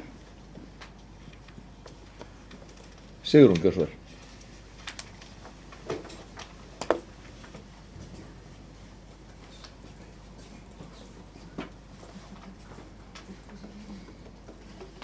Já, ég ætla að lýsa yfir vonbrigðum mínum ágæti forseti með það að sérstaklega að fulltrúum Vinstri grænna í bæjarstjórn Mosfellsbæjar og formaður umhverfisnefndar skuli ekki sjá ástæðu til þess að nefndin hans fjalli þetta mál. Og mér langar, með leyfi forseta, að lesa hér upp úr samþykkt umhverfisnefndar í Mosfellsbæ hlutverk nefndarinnar. Með leyfi forseta, 3. grein. Hlutverk umhverfisnefndar að gera tillögu til bæjarstjórnar stefnu í umhverfismálum og hafa eftirlit með að stefna bæjaryfirvalda á hverjum tíma sé haldin. Að hafa eftirlit með stofnunum sem vinna að umhverfismálum og fylgjast með að þær vinni að settu markmiðum í samræðum við lög og veiti góða þjónustu. Og svona get ég lengi haldið áfram hér í 4. grein með leyfi forseta að hafa umsjón og eftirlit með náttúruvernd, skógrækt og landgræðslu samkvæmt náttúruverndarlögum og lögum landgræðslu og svo framvegis. Það ef að þessi nefnd væri virk í náttúruverndarmálum þá myndi þessi nefnd náttúrulega fá þetta mál á fyrri stigum til umræðu og umsagnar til þess líka að veita þeim stofnunum og öðrum umsagnaraðilum veganesti í sinni vinnu. Og þess vegna lýsi ég bara yfir miklum vonbrigðum með að hér sé uppi tillögur að vísa þessu ekki til umhverfisnefndar. Það segir okkur eiginlega bara til það á hvaða stigi umhverfisvernd í Mosfellsbæ að fulltrúar D- og V-lista telja ekki nauðsynlegt að leita eftir hennar umsókn og virðist vera sem að samfylkingin sé veik fyrir þeim málalokum líka. Óskaplega kjaftaði þér. En Hlustaðu á það sem fólk segir í já, ég hlustaði á því annars Sigríður. Hlusta þú á upptökuna sjálfur. Síðan fór Bjarki yfir það að það væri nú kannski ekki svo mikið mál að leggja línur á verndarsvæðin. En mér langar bara að minna á umræðuna sem átti sér stað suðvesturlínu og öll þau andmæli sem að þær framkvæmdir fengu eða fyrirhuga framkvæmdir varðandi suðvesturlínu fengu á sínu tíma hjá til dæmis heilbrigðiseftirlitum og öðrum umsagnar náttúruverndarsamtökum og öðrum umsagnar aðilum þá línu. Þetta nefnilega þegar að slys verður á vatnsverndarsvæði, það þarf stórvirkar vinnuvélar til þess að byggja svona tengivirki og þær stórvirkar vinnuvélar, þær eru mjög hættulegar inn á svona svæðum vegna þess að þær eru með fulla tanka af olíu og eldsneyti og þær geta spillt svona vatnsverndarsvæðum til mörg hundruð ára. Og þess vegna tel ég mjög brýnt að bregðast strax við í þessu máli og eins og ég sagði áðan þá hræða sporin. Við erum margsinnis búin að fá allslags tillögur hér inn á okkar borð og sem samþykktar hafa verið bæði af fulltrúum Vinstri grænna og Sjálfstæðisflokksins ýmiss konar framkvæmdir á vatnsverndarsvæðum og við vorum meðal annars gerð afturreka með skipulag sem átti að kýla í gegn hvað sem það kostaði upp á Mosfellsheiði fyrir ekki löngu síðan. Og það eru fleiri dæmi það og ég ætla ekki að fara að rekja það hér enda margbúið að ræða það hér úr þessu púlti og þarf svo sem ekki að vera að endurtaka það sérstaklega.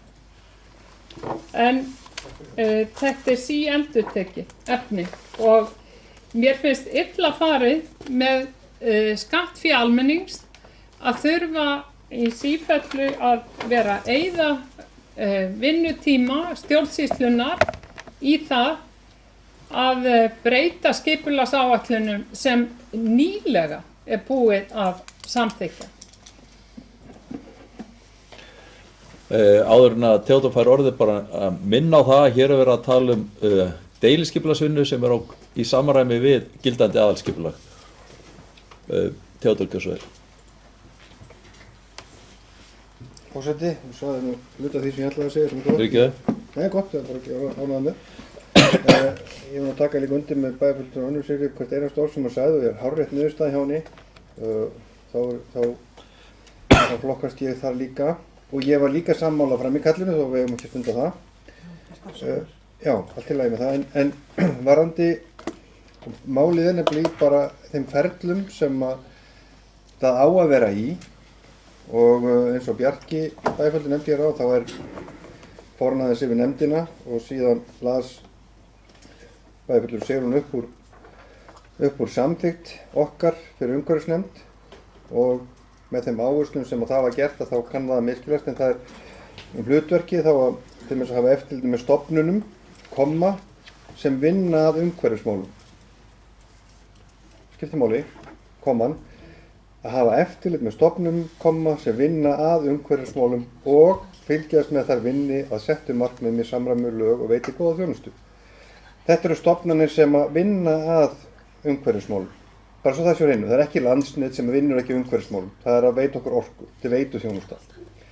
Það að mega framkvæma og það sem Sigrún sagði rétt og Bryndís nefndi hér áðan, að mesta hættan á framkvæmda tímanum. Það er að segja að það verði einhver spjöll. Þess vegna verið að keyra í gegnum allt þetta kerfi.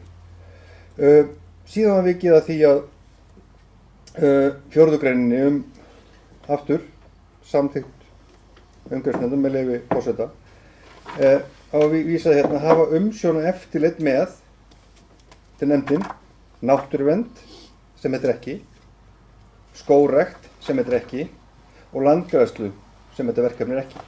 Þetta verkefni þú vorst að lesa upp úr þessu, framkvæmdi snýr ekki að því. Og núna er verið að senda þetta í þetta ferli til þeirra aðilar sem eru að fjalla þetta, sem munu fjalla öll þau atriði sem þú nefndir og við höfum áhyggjur af og deilum öll áhyggjum þínum af því, þú ert ekkert sérstök í því eða einstök, en það eru nefndir sem fjalla þessi mál og það var að fara í gegnum allt kerfi til að fá heimild til að fara í þessa framkvæmd. Þannig að umhverfisnefnd okkar er að sinna hlutverki innan bæjarins með skilgreindu verkefni og það er bara allt í fína lagi, en þetta er stærra verkefni svo að nefndin eigi að taka það og fellur ekki til, þetta er náttúruverndarnefnd sem er svolítið atriði líka. Þannig ég hef ekki áhyggjur af þessu og tek undir hvert einasta orð sem að Anna Sigríður sagði og við höfum svo sagt hérna líka. Og ég held að við ættum að spara fleiri orðum þetta verkefni og leyfa því að fara sinn lögboðna veg. Takk. Anna Sigríður Gjörsvæl. Forseti, takk fyrir að fá leyfi til að koma hérna upp. Ég ætla að biðjast afsökunar að hafa hrópað á sæti mínu að ræðumanni í púltu. Það er náttúrulega argasti dónaskapur og ég biðst afsökunar á því hér með. En ég vil bara synda upp á forseta með að segja að með því að fara með þetta í þetta umsagnarferli þá erum við að fá fagleg sjónarmið inn í vandasöm mál og þannig tel ég að við eigum að vinna. Þannig við höfum alltaf fagfólki, við erum ekki með fagfólk í nefndunum okkar, við erum með pólitískt kjörið fólk inn í okkar nefndum.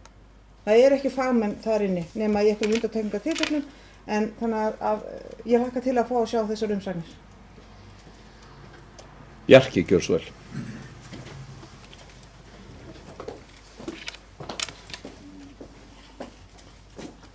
Forseti og hvernig bæjarfulltrúi var fyrir kvöld þá vitnaði ég Ara Fróða sem sagði og skrifaði skal það sem sannara reynist. Ég held að ég bara verða að vitna í annan rithöfund, Þórarin Eldjárn, sem sagði skal það sem sannara reynist hvorugt satt. Þá vísa ég til síðustu ræðu bæjarfulltrúi íbúahreyfingarinnar kemur hér upp í púltið, ekki fyrsta skipti, með það sem kalla staðlausir staðir. Og það er raunalegt að vera að eyða jólaföstunni að leiðrétta og upplýsa eitthvað sem að er svona tilheyrir heimavinnunni. Hún kom með staðlausa staði, ég sagði það ekki hér í púlti áðan að ég verið andvígur því að umhverfisnefnd fjallaði þetta. Ég er hins vegar hlynntur því, eins og fleiri við þetta borð, að málið er í öðru farvegi og eðlilegt að fá þær umsagnir og álit og niðurstöðu frá þessum aðilum sem eru sérfræði aðilar á hverja sínu sviði, Skipulagsstofnun, Heilbrigðiseftirlit og Umhverfisstofnun og síðan kemur þetta aftur. Þetta var alveg skýrt hérna áðan og ég þykir miður að bæjarfulltrúi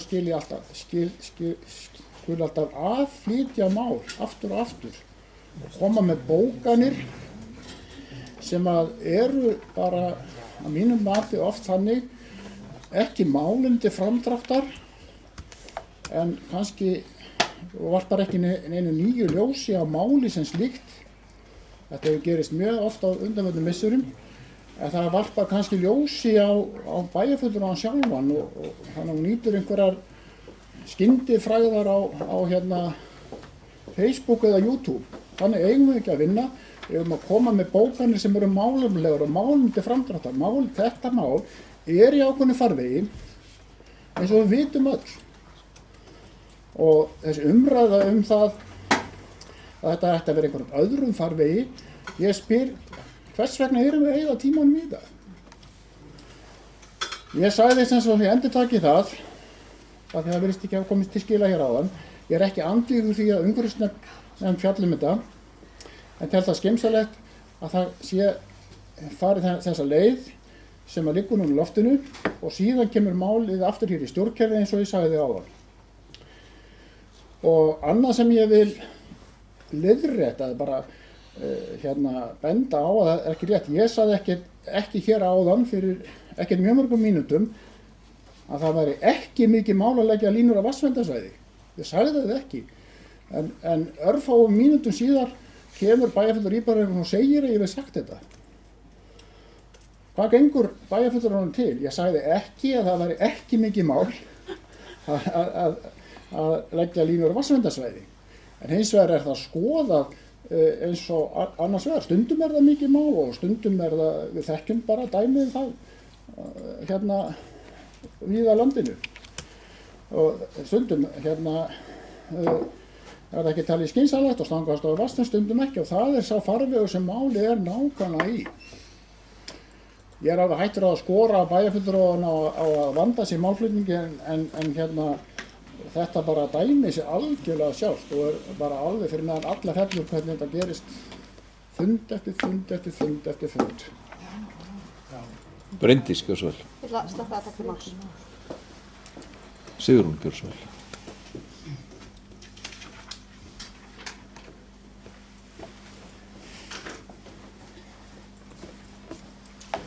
Já, ágæti forseti, við höldum hér áfram umræðu tengivirki á vatnsverndarsvæði hér upp á Sandskeiði. Og enn og aftur hefur fulltrúi, málið heitir tengivirki Landsnets á Sandskeiði. Það er nafnið á erindinu. Svo rétt hefur ágætur fulltrúi Vinstri grænna fyrir sér. En enn og aftur sem sagt stígur fulltrúi Vinstri grænna í pontu hér í Mosfellsbæ á bæjarstjórnarfundi og hann hefur svo slæman málstað að verja að hann ákveður enn og aftur eins og fyrir daginn að vaða í mannin í staðinn fyrir boltan. Og mér finnst það eiginlega ekki svara virði allar þær persónulegu dylgjur og ásakanir sem að hann lætur út úr sér hérna á fundum og mér langar heldur ekki að taka þátt í því og hef hingað til ekki gert það.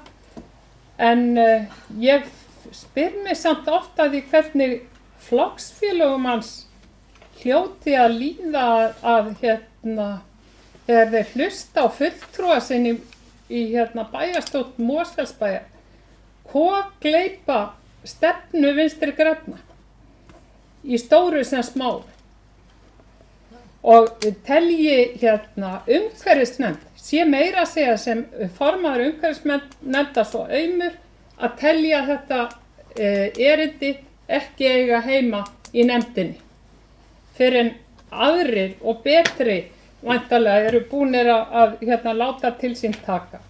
Svo verði ég að lýsa yfir líka vonbrigðum mínum með tækifærismennsku fulltrúa Samfylkingarinnar varðandi hlutverk nefnda á vegum Mosfellsbæjar.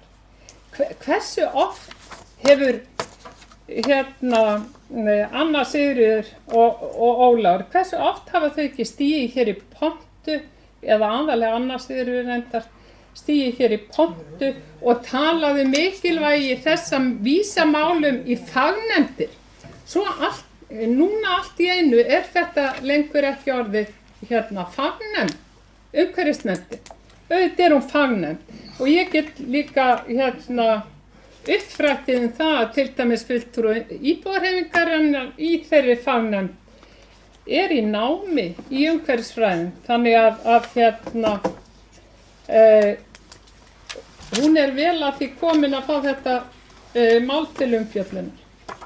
En ég verð að lýsa vonbrigðum mínum með að þessi afstaða sé svona rík hjá þeim flokkum sem hér á það fer að hleypa umhverfisverndarsjónarmiðum ekki að. Bryndís og Theodór. Já, forseti, ég var nú búin að ákveða að taka ekki aftur til máls undir þessum lið og ég vil nú eiginlega leggja til að við hættum þessar umræði því þetta er orðið virkilega ómálefnalegt og skilar okkur engu og íbúa Mosfellsbæjar engu. En ástæðan fyrir ég bað orðið áðan og mér finnst bara ástæða núna eftir þessar ræður hérna til að árétta það. Að ég held að það séu fáir, ef engir málaflokkar sem að sveitarfélagið okkar ber ábyrgð á sem jafn stíft regluverk í kringum lítur að íbúalýðræði og því að fá inn athugasemdir frá íbúum, fagstofnunum og öðru. Og það eru sem skipulagsmál. Og það viðurkennt í stjórnsýslufræðunum að það engin löggjöf sem þannig framsett eins og skipulagsmálin að varpa þessari ábyrgð að kalla eftir sjónarmiðum annarra.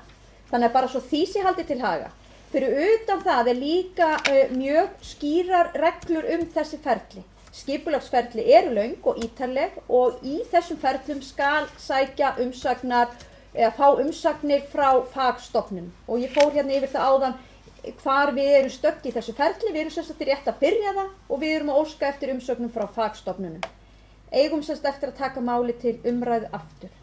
Mér fannst líka bara ástæða til þess að ég frétti hérna upp í viðauka með aðalskipulaginu okkar að þá kom sem sagt athugasemd frá Umhverfisstofnun og hún stytt hér í samantektinni en þá hefur sem sagt innihald þeirrar umsagnar verið eitthvað á þá leið að ný leið Brennimelslínu 1 sé betri kostur en svo gamla en þegar til framkvæmda kemur þurfi að gæta þess að landrask verði sem minnst og gera viðeigandi ráðstafanir til að minnka mengunarhættu.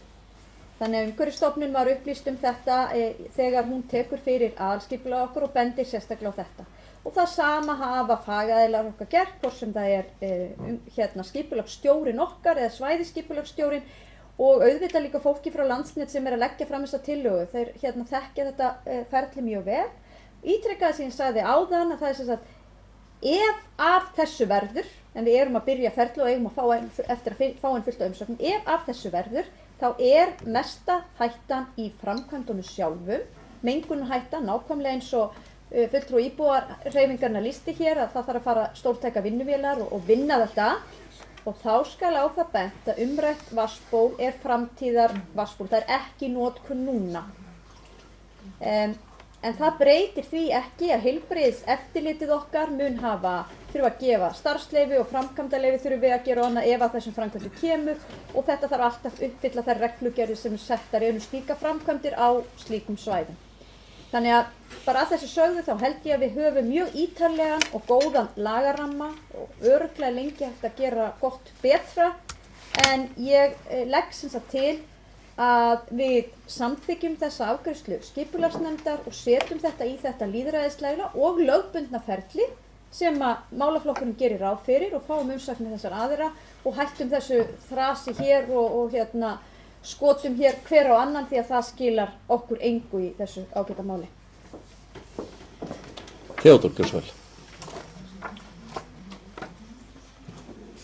Forseti, ég var alltaf með að þetta fara ágættir tillögu Bryndísar að láta staðan numið en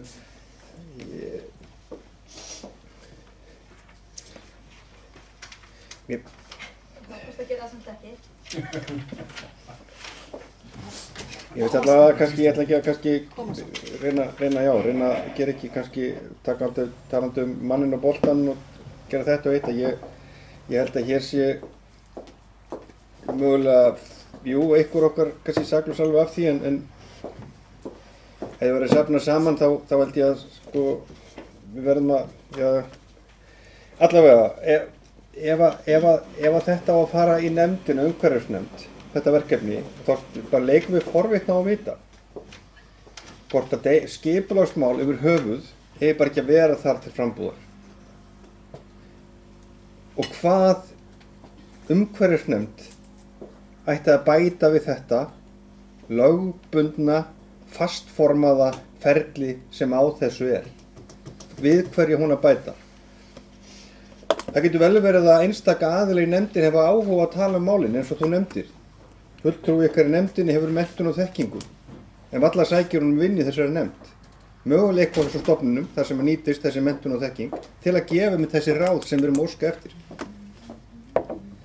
Og ef við myndum nú aftur lesa hvað nefndin okkar á að aðhafast og lesa það kannski með kommum og áherslum, þá er alveg ljóst hvað hún á að gera. Þetta er skipulagsmál og er bara í fínum ferlum, allt í lögbónum ferlum. Þannig ég hef bara leikum forvitna á að vita og kemur hérna upp púlt hérna og segðir okkur hvað umhverfisnefnd ætti að bæta við þetta ferli sem skipulagsnefnd og lögboðnir ferlar hafa ákveðið og kemur fram hér í gögnum að þetta skuli fara til skipulagsstofnunar, umhverfisstofnunar, heilbrigðiseftirlits, kjósasvæðis, svæðaskipulags höfuðborgarsvæðisins og Vegagerðinni til umsagnar. Áður en nokkuð annað verður aðhafst. Hvað hefði umhverfisnefnd bætt við þetta? Takk fyrir. Sigrún Björnsson.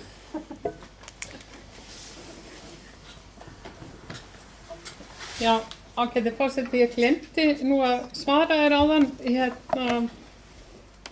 Theodór, ágæti forseti. Ef ég skilði rétt þá eru vatnsverndarmál ekki náttúruverndarmál. Er það rétt skilið hjá mér?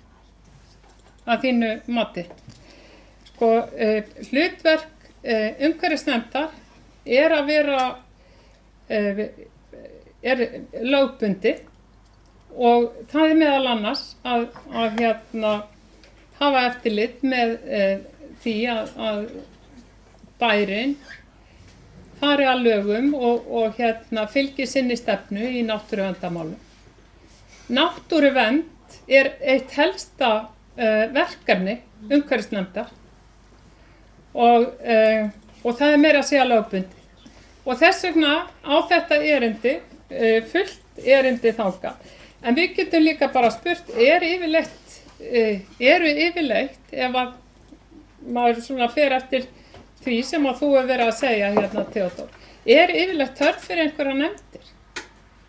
Er ekki bara hægt að ákveða þetta allt hérna hjá okkur í bæjarstjórninni, fyrst að ekki er þörf á því að umhverfisnefnd taki þann málaflokk sem að hún hefur á sinni könnu til umfjöllunar. Í rauninni ættu og það hefur alltaf verið mín skoðun, skipulagsnefnd og umhverfisnefnd ættu að vinna miklu betur saman heldur en þær gera. Og skipulagsnefnd ætti að mínu mati að vísa miklu fleiri erindum inn til umhverfisnefndar en hún gerir. En það hefur bara hreinlega lengi loðað við að náttúruverndarmál kom ekki einu sinni inn á borð hjá umhverfisnefnd. Ég satt í 4 ár í umhverfisnefnd og þurfti í sífellu að vera að kvarta yfir því að fá ekki þannig mál inn á okkar borð. Fulltrúi Vinstri grænna í bæjarstjórn Mosfellsbæjar, hann var formaður umhverfisnefndar á því tímabili sem að ég satt í umhverfisnefnd. Og hann var nú ekki betri málsvari náttúruverndar í Mosfellsbæ heldur en það að sjá ekki til þess að þetta væri í lagi.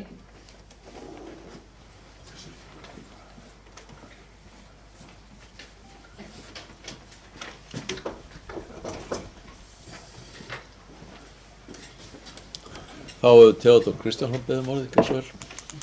Forseti, spurningunni minn er ennþá ósvarað. Er sem sagt umhverfisnefnd vatnsverndar nefnd? Já, meðal annars. Hvar finnur þú því stað? Vatnsvernd er eitt stærsta... Nei, komdu hingað, ef þú svarar spurninguna bara. Sigrún, gjör svo vel. Já, ágæti forseti, vatnsvernd er eitt stærsta verkefni samtímans og eins og kannski veist þá er vatn undirstaða lífs á jörðinni.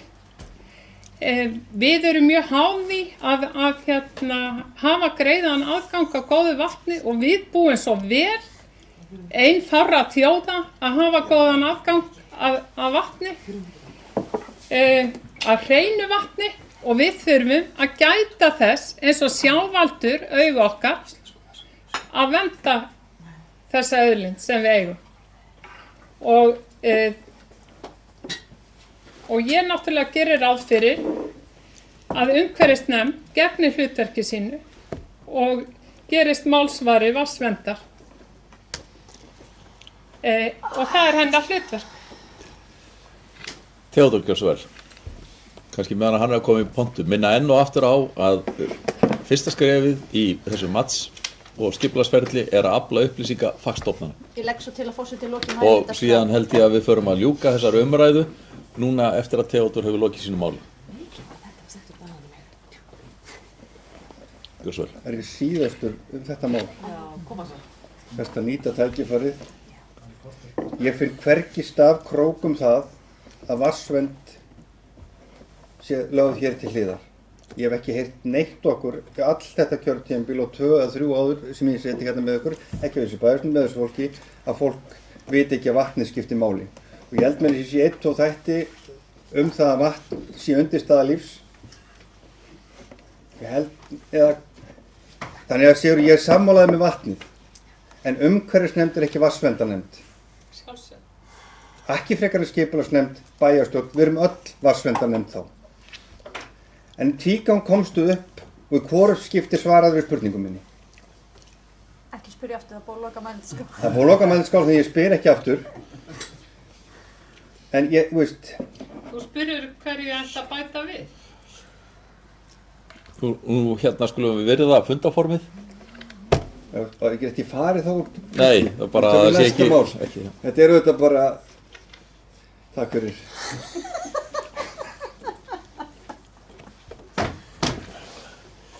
Þá lít ég svo á að umræðum sé lokið þetta 9. mál í fundargerð skipulagsnefndar.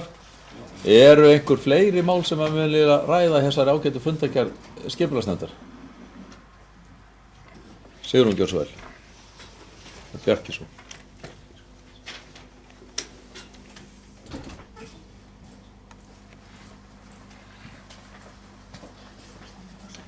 Já, ágæti forseti, ég kem hér fram undir máli númer 11.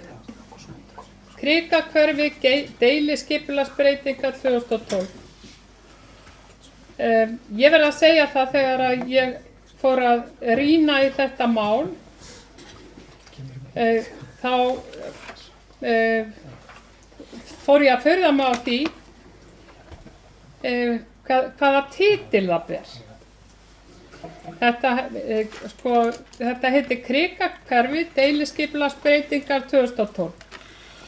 Til umfjöllunar á fundinum áttu að vera athugasemdir íbúana sem að hafði verið vísað til skoðunar skipulagsfulltrúa og lögmannsbæjarins varðandi skipulagsbreytingar sem að eiga sér stað á árinu 2016 eða hafa verið til umræðu á þessu ári. Og ég fór að velta því fyrir mér hvernig í ósköpunum að fólk að finna þetta mál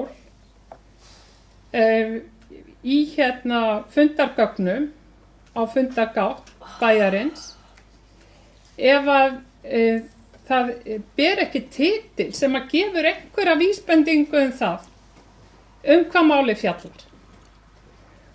Og ég held að það sé bara bráðnauðsynlegt að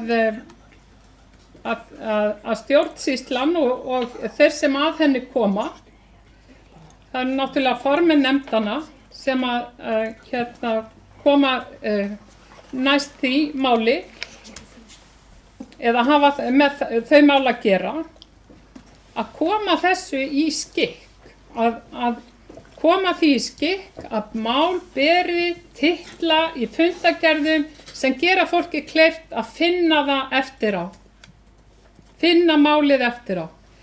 Því eins og við vitum þarf maður að slá inn nákvæmlega réttan titil á máli til þess að finna það á fundargáttinni. Og það er bara ekki vinnandi vegur að finna mál þegar að það er svona illa að þessu staði. Og bara algjörlega bráðnauðsynlegt að skoða þetta. En síðan er annað mál varðandi þetta mál og það fjallar sem sagt athugasemdirnar sem voru til skoðunar hjá skipulagsfulltrúa. Í svari við einum athugasemdunum segir: Þannig fela nýlegar hugmyndir hótel og ferðaþjónustu á svæðinu ekki í sér skipulagsbreytingu. Þar sem starfsemi af því tagi samræmis fullkomlega landnotkunarskilgreiningu svæðisins. Og ég verð að segja, ég ekki sammála þessari fullyrðingu og ég held að hún standist engan veginn skoðun. Vegna þess að hótel ekki nefnt í aðalskipulagi sem valkostur eða sem landsnotkunarskilgreining, þá hótel ekki nefnt sem valkostur. Og það heilmikill munur á gistihúsi og hóteli þegar að skilgreiningar á hvoru tveggja eru skoðaðar í reglugerðum. Og þannig að ef að Mosfellsbær lætur eins og þetta vandamál sé ekki til, að íbúum hafi ekki verið ljóst að þarna gæti staðið til að reisa heilt hótel, þá gætum við bara lent í sömu hremmingum og áður varðandi það að íbúa fari í mál við bæinn og fái greiddar himinháar skaðabætur vegna ólögmætra skipulagsbreytinga.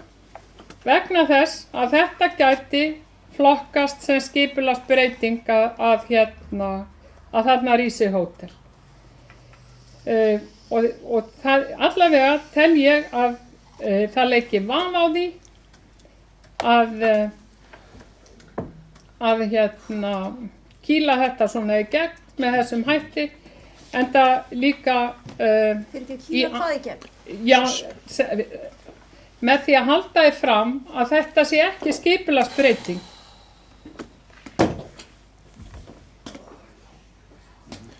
Með því að segja íbúum að þeir geti ekki skipt sér af þessu.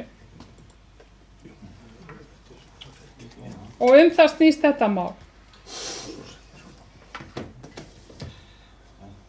Það nefnilega stigsmunur á hóteli og gistihúsi í skipulagi.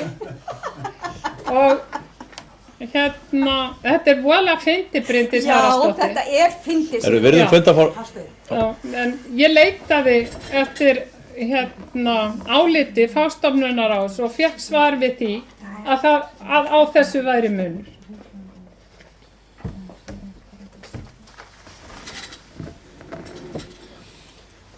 Já, áður en ekki Bryndís orðið, en ég held að góða og gilda íslenska orðið fyrir hótel sem erlent orð sé gistihús, og það sé hægt að fletta því upp í hvaða orðabók sem og þannig að það þurfi ekki að ræða það frekar, en Bryndís gjör svo vel. Já, forseti, ég biðst afsökunar, fyrirgefðu stundum bara missi maður þolinmæðina sína. Ég trúi því ekki að á tímum sem þessum séum við aftur að fara að eyða tíma í það að ræða hér á bæjarstjórnarfundi hvað gistihús og hótel þýða. En þá ætlum ég bara líka að taka það út af dagskránni, því þessi skipulagsbreyting hér fjallar ekkert það. Og bara ágætt að allir hafi það á hreinu.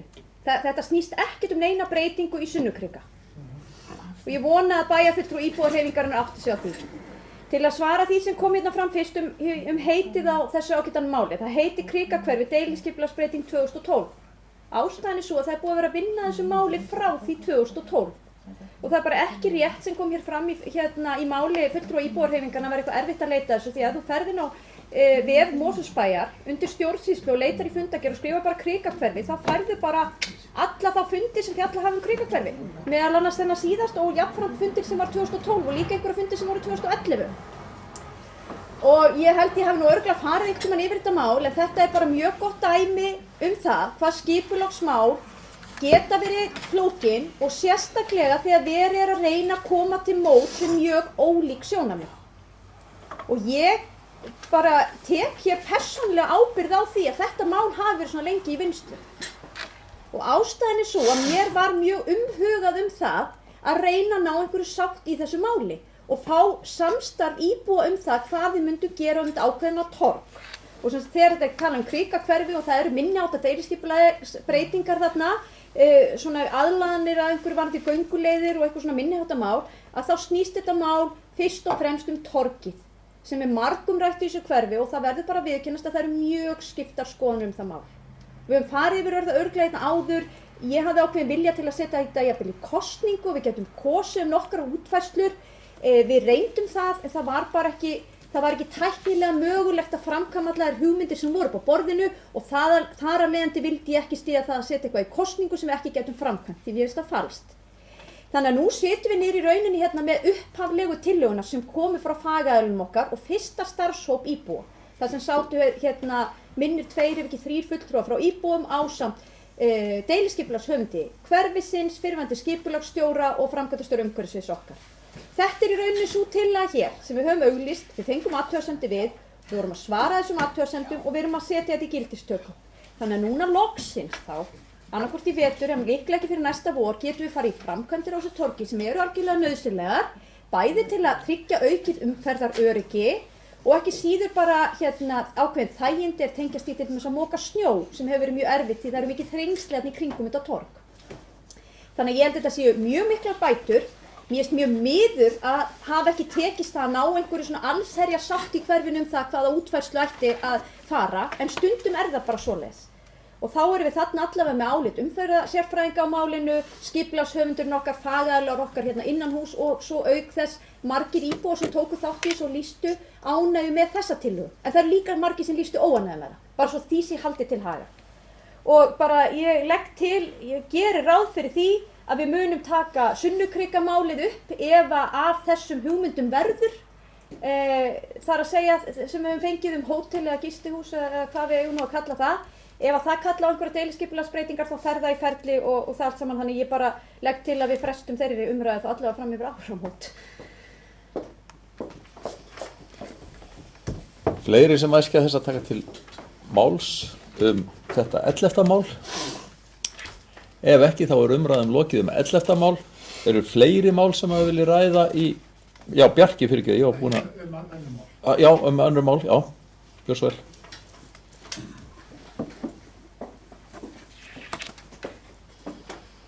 Já, forseti, við erum ennþá í þessari fundargerð skipulagsnefndar. Mér langar aðeins að nefna 12. málið. Bara aðeins upplýsum við það. Það heitir efnistakið Hrossadal í landi Miðdals. Þetta er breyting á aðskipulagi. Þetta er nú ekki nýtt af nálinni en þarna hafa landeigendur ekki hugmyndir grjótnám og því var nú hafnað sínum tíma vegna þess að það er ekki gert fyrir ráð fyrir því aðskipulagi. Nú eru við með nýjar hugmyndir vega að leggja veg annar staðar frá þessari námu ef hún eru þá lyf. En eins og bæjarfulltrúar geta séð þá var það niðurstaðan að fela skipulagsfulltrúunum að leita umsagna hjá heilbrigðiseftirliti Kjósarsvæðis og Landsneti. Þetta er einmitt þessi formlegi sem við tala Þetta snýst meðal annars vatnsvernd og hugsanlega hávaðamengun út af frístundabyggð sem er þarna í grenndinni. Og mun síðan koma aftur til skipulagsnefndar eins og allar reglur gera ráð fyrir. Langar fórst aðeins að nefna annað mál eða ég taka það núna eða? Eru fleiri sem vilja ræða þetta mál? Nei, ekki það. Nei, þá... Já, það er 15. málið sem að ég fá að lesa titilinn. Það segir í Búrfellslandi Hormárdal framkvæmdaleyfi fyrir rannsóknarborunum. Þetta snýst gullleit og hefur nú verið hér áður á dagskrá. Niðurstaðan var það að það var eins og kemur þarna fram í fundargerðinni. Þá var þessu synjaði skipulagsnefnd erindi á sínum tíma nú í haust en bréfritarar hafa komið hér í þetta hús og héldu hér fund með ýmsum úr stjórnkerfinu og það var niðurstaðan hérna að fá þá frekar þau gögn inn á borðnefndarinnar frá þeim fundi Hvort að það breytir eitthvað niðurstöðunum, það á eftir að koma í ljós. En ég hef nú áður tjáð mig þessa ákvörðu gullleið. Takk fyrir. Sigrún, gjörðu svo vel.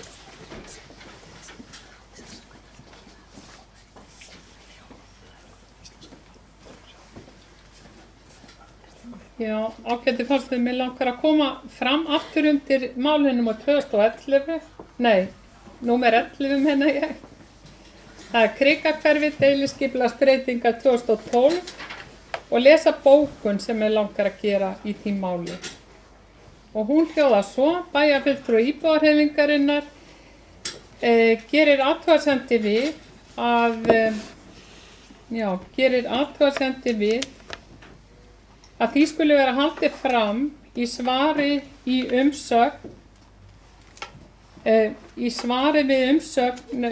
við athugasemdum íbúa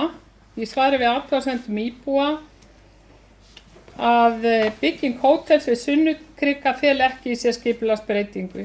Íbúðarhreyfingin telur að á því leiki vafi þar sem skilgreining á miðsvæði í núgildandi aðalskipulagi gerir ekki ráð fyrir hóteli, heldur gistihúsi.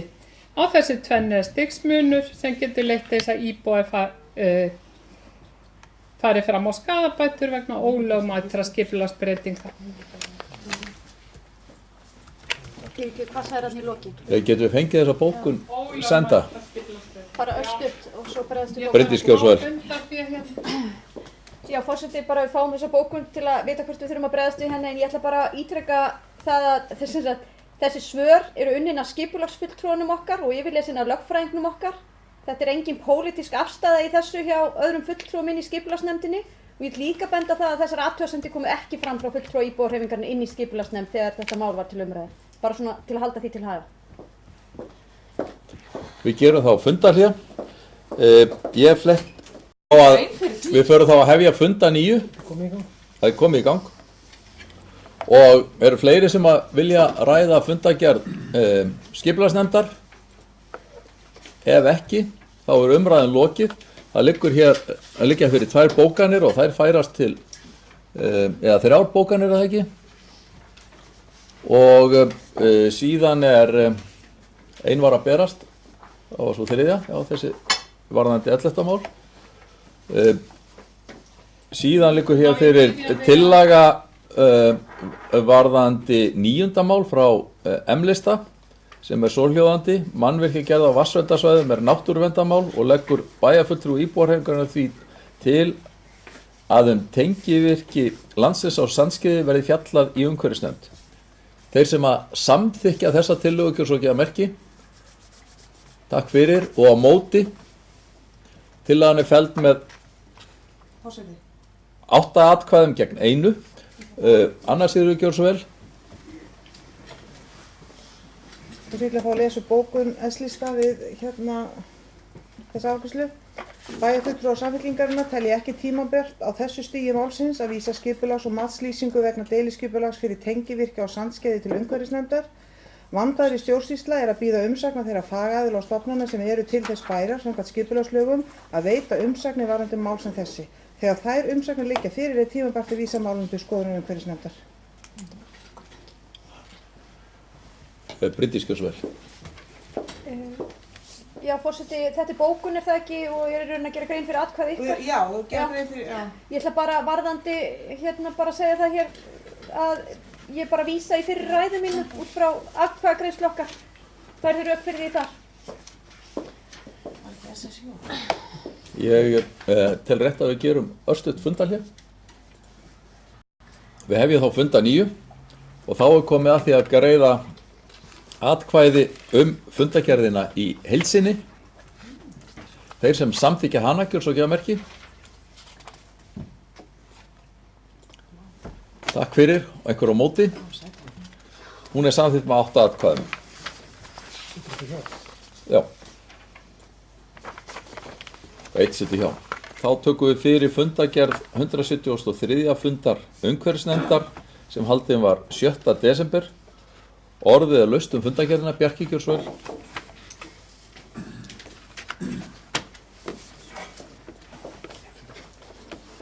Já, forseti og ágætu bæjarfulltrúar, þetta var fundur umhverfisnefndar með 3 mál á dagskrá. Nokkuð fleiri en þetta voru allt stór og mikið mál sem voru svona kannski meira til kynningar á þessum fundi. Þannig að svona tæpa á þeim, þetta nú merkilegt verkefni sem er talað í fyrsta máli sem stikaðar gönguleiðir. Það ákveðin tímamót núna í þeirri verkefnavinnu.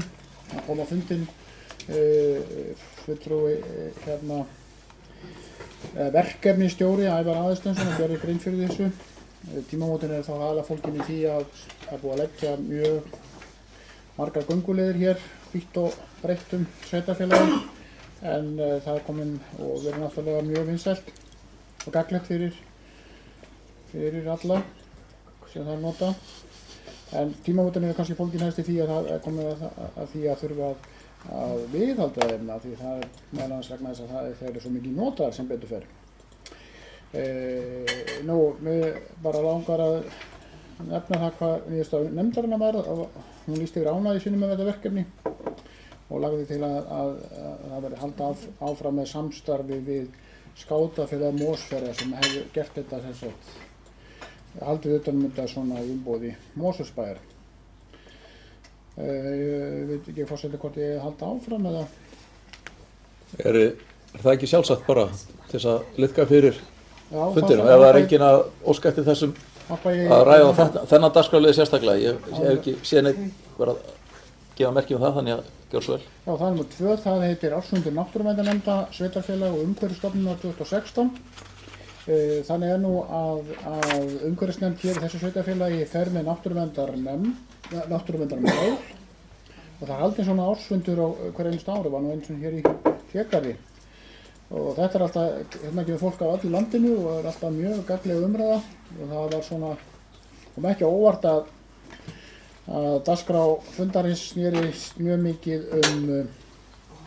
ferðamál og þá staði sem að það nú að vernda og viðhalda og gæta í þessum vaxandi straumi ferðafólk sem við þekkjum öll. Og þessi fundur var haldinn hér upp í Hvalfjarðarsveit, dagsfundur. Þetta var svona til kynningar, við fórum þarna bæði embættismenn og tveir fulltrúar úr nefndinni og það var svona aðeins bara rætt hvað gerðist á þessum fundi en mér langar að vekja athygli sem kemur fram í fundargerð að fá að lesa það bara hér með leyfi forseta sem kom svona í kjölfar þessar umræða þetta mál. Umhverfisnefnd leggur til að haldinn verði opinn kynningarfundur fyrir umhverfisnefnd, skipulagsnefnd og tengda aðila ný náttúruverndarlög. Það sem farið væri yfir helstu breytingar á lögunum varðandi sveitarfélög. Þetta er stór og mikið lagapakki náttúruverndarlögin og það held ég og við erum sammála það í nefndinni að það væri mjög gott og þarft verk að fá fólk þá væntanlega þá úr umhverfisstofnun sem þekkir þetta best og var að vinna við þessi lög, þessa lagagerð, fá þetta kynna þetta. Það er nefnd að skipulagsnefnd, umhverfisnefnd, það má náttúrulega bara víkka það bara hvers sem bæjarfulltrúar og svo framvegis. Við ræddum líka hvort þetta ætti kannski bara að vera opinn fundur. Við höfum í umhverfisnefndinni haldið svona opna fundi undanfarin ár. En þetta var náttúrulega niðurstaðan á þessum fundi umhverfisnefndar. Á lokum forseti var þarna þriðja máli sem var blágrænar ofanvatnslausnir. Það lá fyrir þarna leiðbeiningabæklingur sem var nú unnið að verkfræðistofum meðal annars og reynda fleiri aðilum innleiðingu blágrænna ofanvatnslausna í skipulega nýjum hverfum. Það var sérstaklega horft til Urriðaholts og tekið dæmi þaðan. Þetta var ræddum við nú í nefndinni og niðurstaðan, við ætlum að fá að lesa hana með leyfi forseta, umhverfisnefnd hvetur til þess að þessi aðferðafræði verði nýtt í Mosfellsbæ þar sem því verður við komið. Ennfremur leggur nefndin til að skipulagsnefnd fái kynningu á þessu leiðbeiningabæklingi. Í örstuttu máli snýst þetta ofanvatn sem að og svona hvað meðferð á því að það fari ekki allt í hérna fráveitukerfi heldur að reyna að koma því bara aftur út í náttúruna. Þá hafði ég lokið máli mínu. Takk fyrir. Þetta síðasta máli, er þetta ekki bara sambærilegt og er verið að gera hér í Helgafelskörfunu með hluta af þeim lausnum sem eru þar? og búið að kynna sem valkvæða lausn þar. En Sigrún, gjörðu svo vel.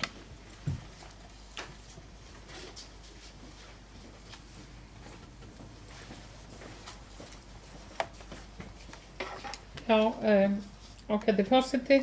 Ég kem hér fram undir sama máli, hérna ofanvatnslausnir, blágrænar ofanvatnslausnir. Á síðasta kjörtímabili var þetta mikið til umræðu og hérna fulltrúi íbúðarhreyfingarinnar þá í skipulagsnefnd, hann kom þess á dagskrá þar og það stóð uppalega til að Helgafellshverfi yrði byggt með þessum hætti. Að hérna hafa blágrænar ofanvatnslausnir upp í hverfinu. En síðan kemur í ljós að hérna fyrst að búið var að hérna leggja vegakerfið og í rauninni búið að leggja allt fráveitu-kerfið fyrir hverfið, þá yrði það of dýr framkvæmd, þannig að það fór ekki gegn þar. En mér finnst ástæða til að við pössum okkur núna.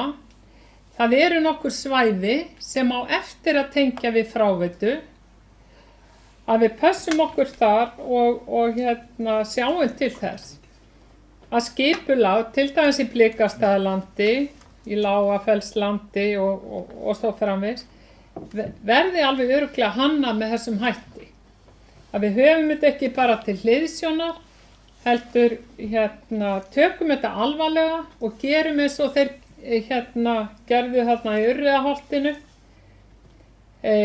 Ég fór meðal annars með fulltrúum íbúðarhreyfingarinnar þá á hérna kynningafundi, bæði á Kaffi Sólon og hjá Alta þessar blágrænu ofanvatnslausnir, og þetta bara mjög brýnt og í rauninni kostar þetta þó svo að framkvæmdin sjálf, hún sé dýr, þá kostar þetta minna þegar til lengri tíma er litið, og þetta er líka náttúrulega bara fæðuöflunarkerfi fyrir átnar okkar. Við þurfum að passa upp á það að veita ekki vatni af ofan svæðum í rörum út í sjó. Við þurfum að passa að vatni skili sér í átnar okkar og þetta er liður í því náttúrulega. Þess vegna tel ég að það þurfi að gera þetta að meira heldur en svona góðláttlegu stefnumáli, gera þetta, fara í alvöru í þetta verkefni. Bryndís. Já, forseti, ég ætla að þakka bæjarfulltrúa hérna Bjarka fyrir að vekja máls á þessu og þeim fyrir að ræða þetta hér. Þetta er bara mjög gott mál að umhverfisnefnd sé að kynna sér þetta. Ég vil bara taka það fram að hérna við hönnun á Helgafellshverfi þá var tekið tillit til þessara mála og á þeim tíma þá þóttu þær lausnir sem þar er verið að beita bara framúrstefnulegar og mjög umhverfisvænar. Vatn sem að fellur til sem sagt í hverfinu er leitt niður í Varmá aftur og það er hreinsað áður en það skila sér út í Varmána. Þessari tækni hefur svo hérna undir bara vel fram á síðustu árum, þannig að það er bara sjálfsagt að skoða það sem er í vinnslu og það er lausnir sem eru komnar til og örugglega eitthvað sem við getum gert enn betur, en bara ítreka það hérna að það var hugsað þetta þegar Helgafellshverfi var hannað og brugðist við eins og best þótti á þeim tíma og meira segja var í þeim tölverið fjármunum, en örugglega hægt að gera enn betur og hérna bara tek undir með bæjarfulltrúa Sigrúnu Pálsdóttur að við þurfum að vera mjög vakandi í þessu þegar kemur að því að skipuleggja ný hverfi, þá er full ástæða til þess að hafa það í huga hvaða lausnir eru bestar á þeim tíma. Minni bara á að það var gerður bæklingur ég glemdi því. Varðandi Helgafellshverfið og þar sem að það var búið að selja lóðirnar, að þá var það náttúrulega ekki hægt að krefja mennum að nota þær lausnir, heldur var því átt að koma því á framfæri við lóðarhafa. En Sigrún, gjörðu svo vel.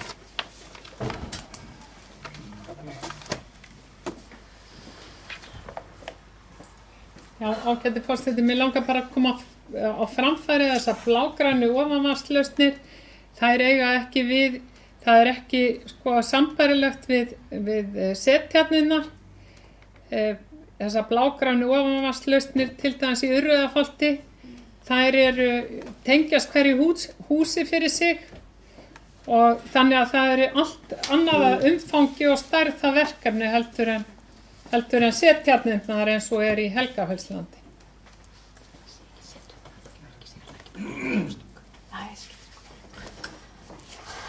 Bæklingurinn sem var unnin bara til að svara þessu bara beint, hann sneri að laust fyrir hverja lóð fyrir sig.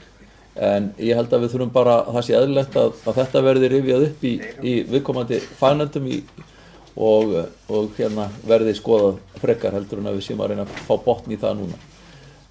Fleiri sem vilja ræða fundargerð umhverfisnefndar?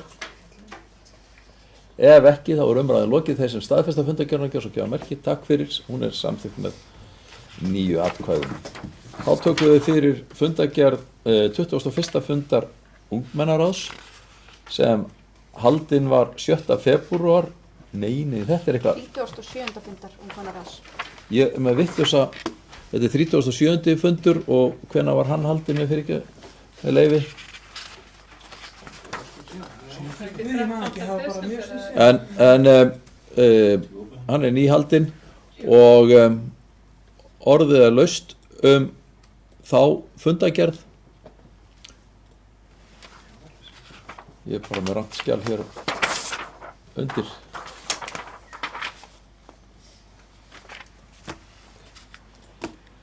Ef engin, Sigrún, varstu að biðja orðið? Nei. Theodór, gjör svo vel. Og svo Kolbrún.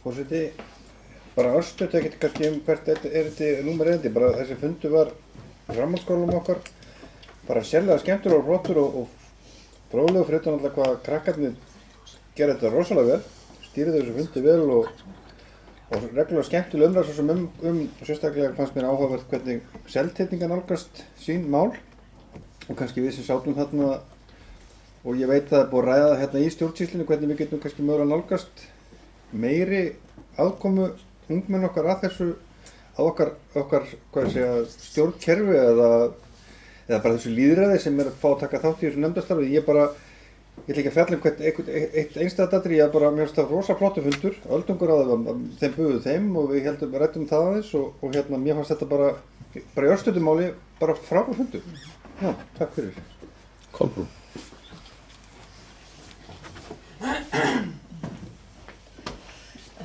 Já, forseti, mér langar bara til að tala svona almennt þessa fundargerð og þessi málefni sem að þarna liggja fyrir og ég vil eiginlega bara svona, ég bara gladdist svolítið þegar ég sá þessa fundargerð. Mér finnst ungmennaráð er að fá fleiri mál inn á sitt borð, þau eru þarna haldin þessi sameiginlegi fundur eins og Theodór var að lýsa með öldungaráði og örugglega hérna, ég leitt að missa því, komst nú ekki á þann fund, en við svona höfum ákveðið það við hér í bæjarstjórn að leggja fleiri mál á borð ungmennaráðs og ég held okkur sé að takast það og við þurfum að efla ungmennaráðið og ég held að hvernig það er svona mín tilfinning að við séum á góðri leið hvað það varðar.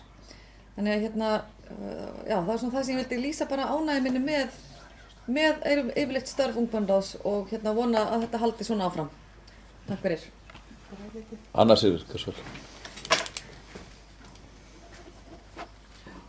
Forseti, já, við erum að ræða hérna fundargerð sameiginlegs fundar hérna ungmennaráðs og öldungaráðs og á þeim fundi voru innlegg bæði frá ungmennaráðinu og frá fulltrúa öldungaráðs og ég tek undir með þeim sem hér var að tala undan, þetta var afskaplega ánægjulegu fundur í alla staði en enn einu sinni þá verðum við eiginlega að brýna okkur sjálf að eitt af því sem kom mjög skýrt og þau nefndu hérna krakkarnir að það er að þau vantar fleiri mál sem sagt þeim finnst að þeirra kraftar séu ekki nýttir nægilega vel Það er að segja að við sem bæjaryfirvöld séum ekki að leita og senda til þeirra til umsagnar eða kynningar eða helst umsagnar mál.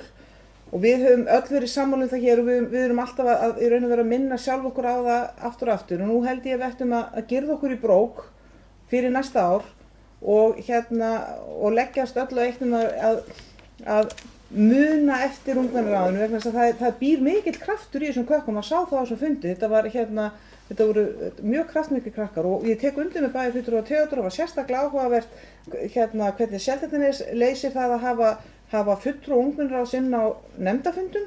Það var mjög áhugavert og væri ástæða til að skoða það nánar og ég full að trúa á að það veri gert.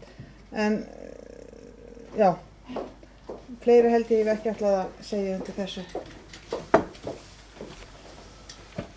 Sigrún Gjörsvel.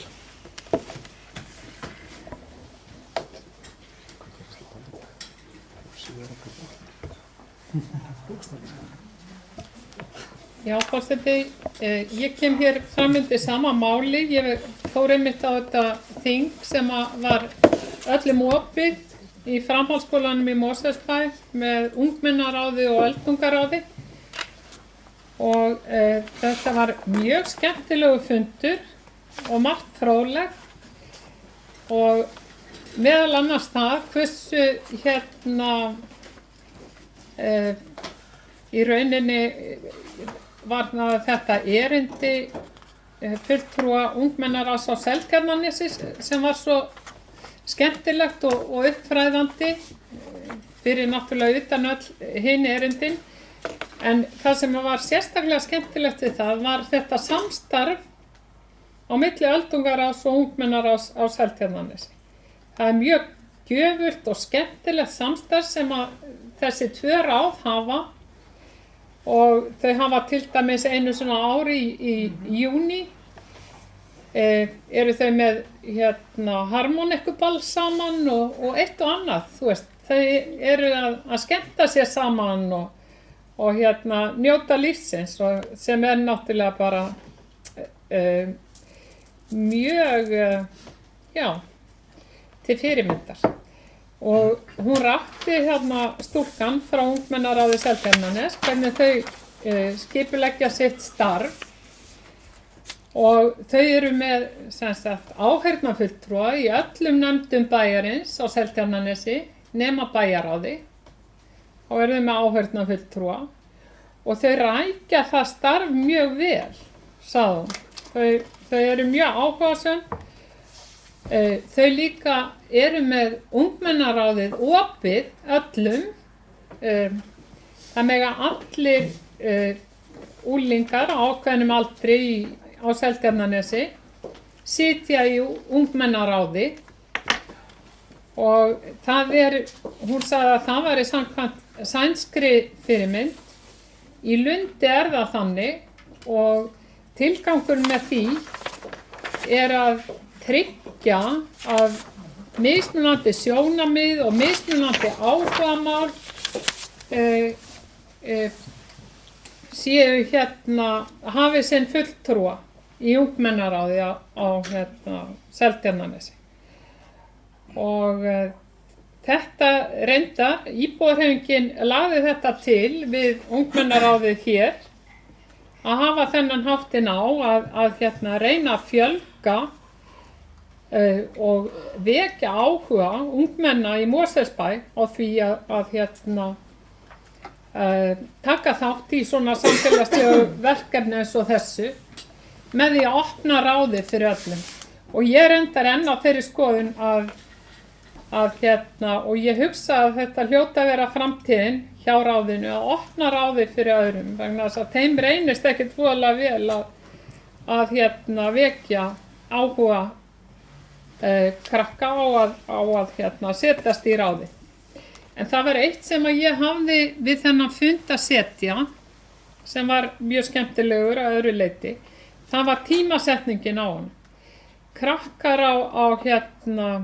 sem ekki voru þarna í skólanum, í öðrum framhaldsskólum, þau voru bara í miðjum prófum þegar að þetta var haldið og það verið að segjast eins og að mætingin var líka mjög dræm mæting. Þetta voru aðalega náttúrulega fulltrúar úr öldungaráði, fulltrúar úr ungmennaráði, bæjarfulltrúar og starfsmenn sveitafélagsins sem mættu þarna. Ég leita á þetta sem nokkurs konar kynningafund fyrir okkur og hann var mjög góður fyrir okkur kjörna fulltrúa, en ég hefði viljað sjá miklu betri mætingu á þennan fund og ég held að ein af ástæðunum fyrir því að hún var ekki betri var einfaldlega svo að þetta var bara á mjög óheppilegum tíma. Og ég vona að það komist til skila og það verði fundin betri fundatími næst. Fleiri sem æskja þess að ræða fundagerð ungmennaráðs? Ef ekki, þá umræðan lokið. Þeir sem að staðfesta fundagerðina kjósa og gefa merki. Takk fyrir, hún samþykkt með 9 atkvæðum. Þá tökum við fyrir fundagerð þróunar- og ferðamálanefndar. Það var 60. fundur sem var haldinn 14. desember. 3. fundurinn þennan ágæta dag. Nánast sama tíma. Orðið laust fundagerðina. Ef enginn kveður sér hljós, þá umræðan lokið. Þeir sem samþykja kjósa og gefa merki. Takk fyrir, hún samþykkt með 9 atkvæðum. Þá við komin að fundagerðum til kynningar. Fyrst í þeirri röð fundagerð 298. afgreiðslu fundar byggingafulltrúa sem haldið var 7. desember. Orðið laust þá fundagerð. Ef enginn kveður sér hljós, þá umræðan lokið og fundagerðin lögð fram. Þá tökum við fyrir fundagerð 13. afgreiðslu fundar skipulagsfulltrúa sem haldið var 5. desember. Orðið laust þá fundagerð. Ef enginn kveður sér hljós, þá umræðan lokið og fundagerðin lögð fram. Þá komum við að fundagerð 158. fundar stjórnar slökkviliðs höfuðborgarsvæðisins sem var haldinn 2. desember. Orðið laust þá fundagerð. Ef enginn kveður sér hljós, þá umræðan lokið og fundagerðin lögð fram. Og mér telst svo til að það liggi ekki fleira fyrir þessum fundi. Ég þakka fundasettuna og segi fundi slitið.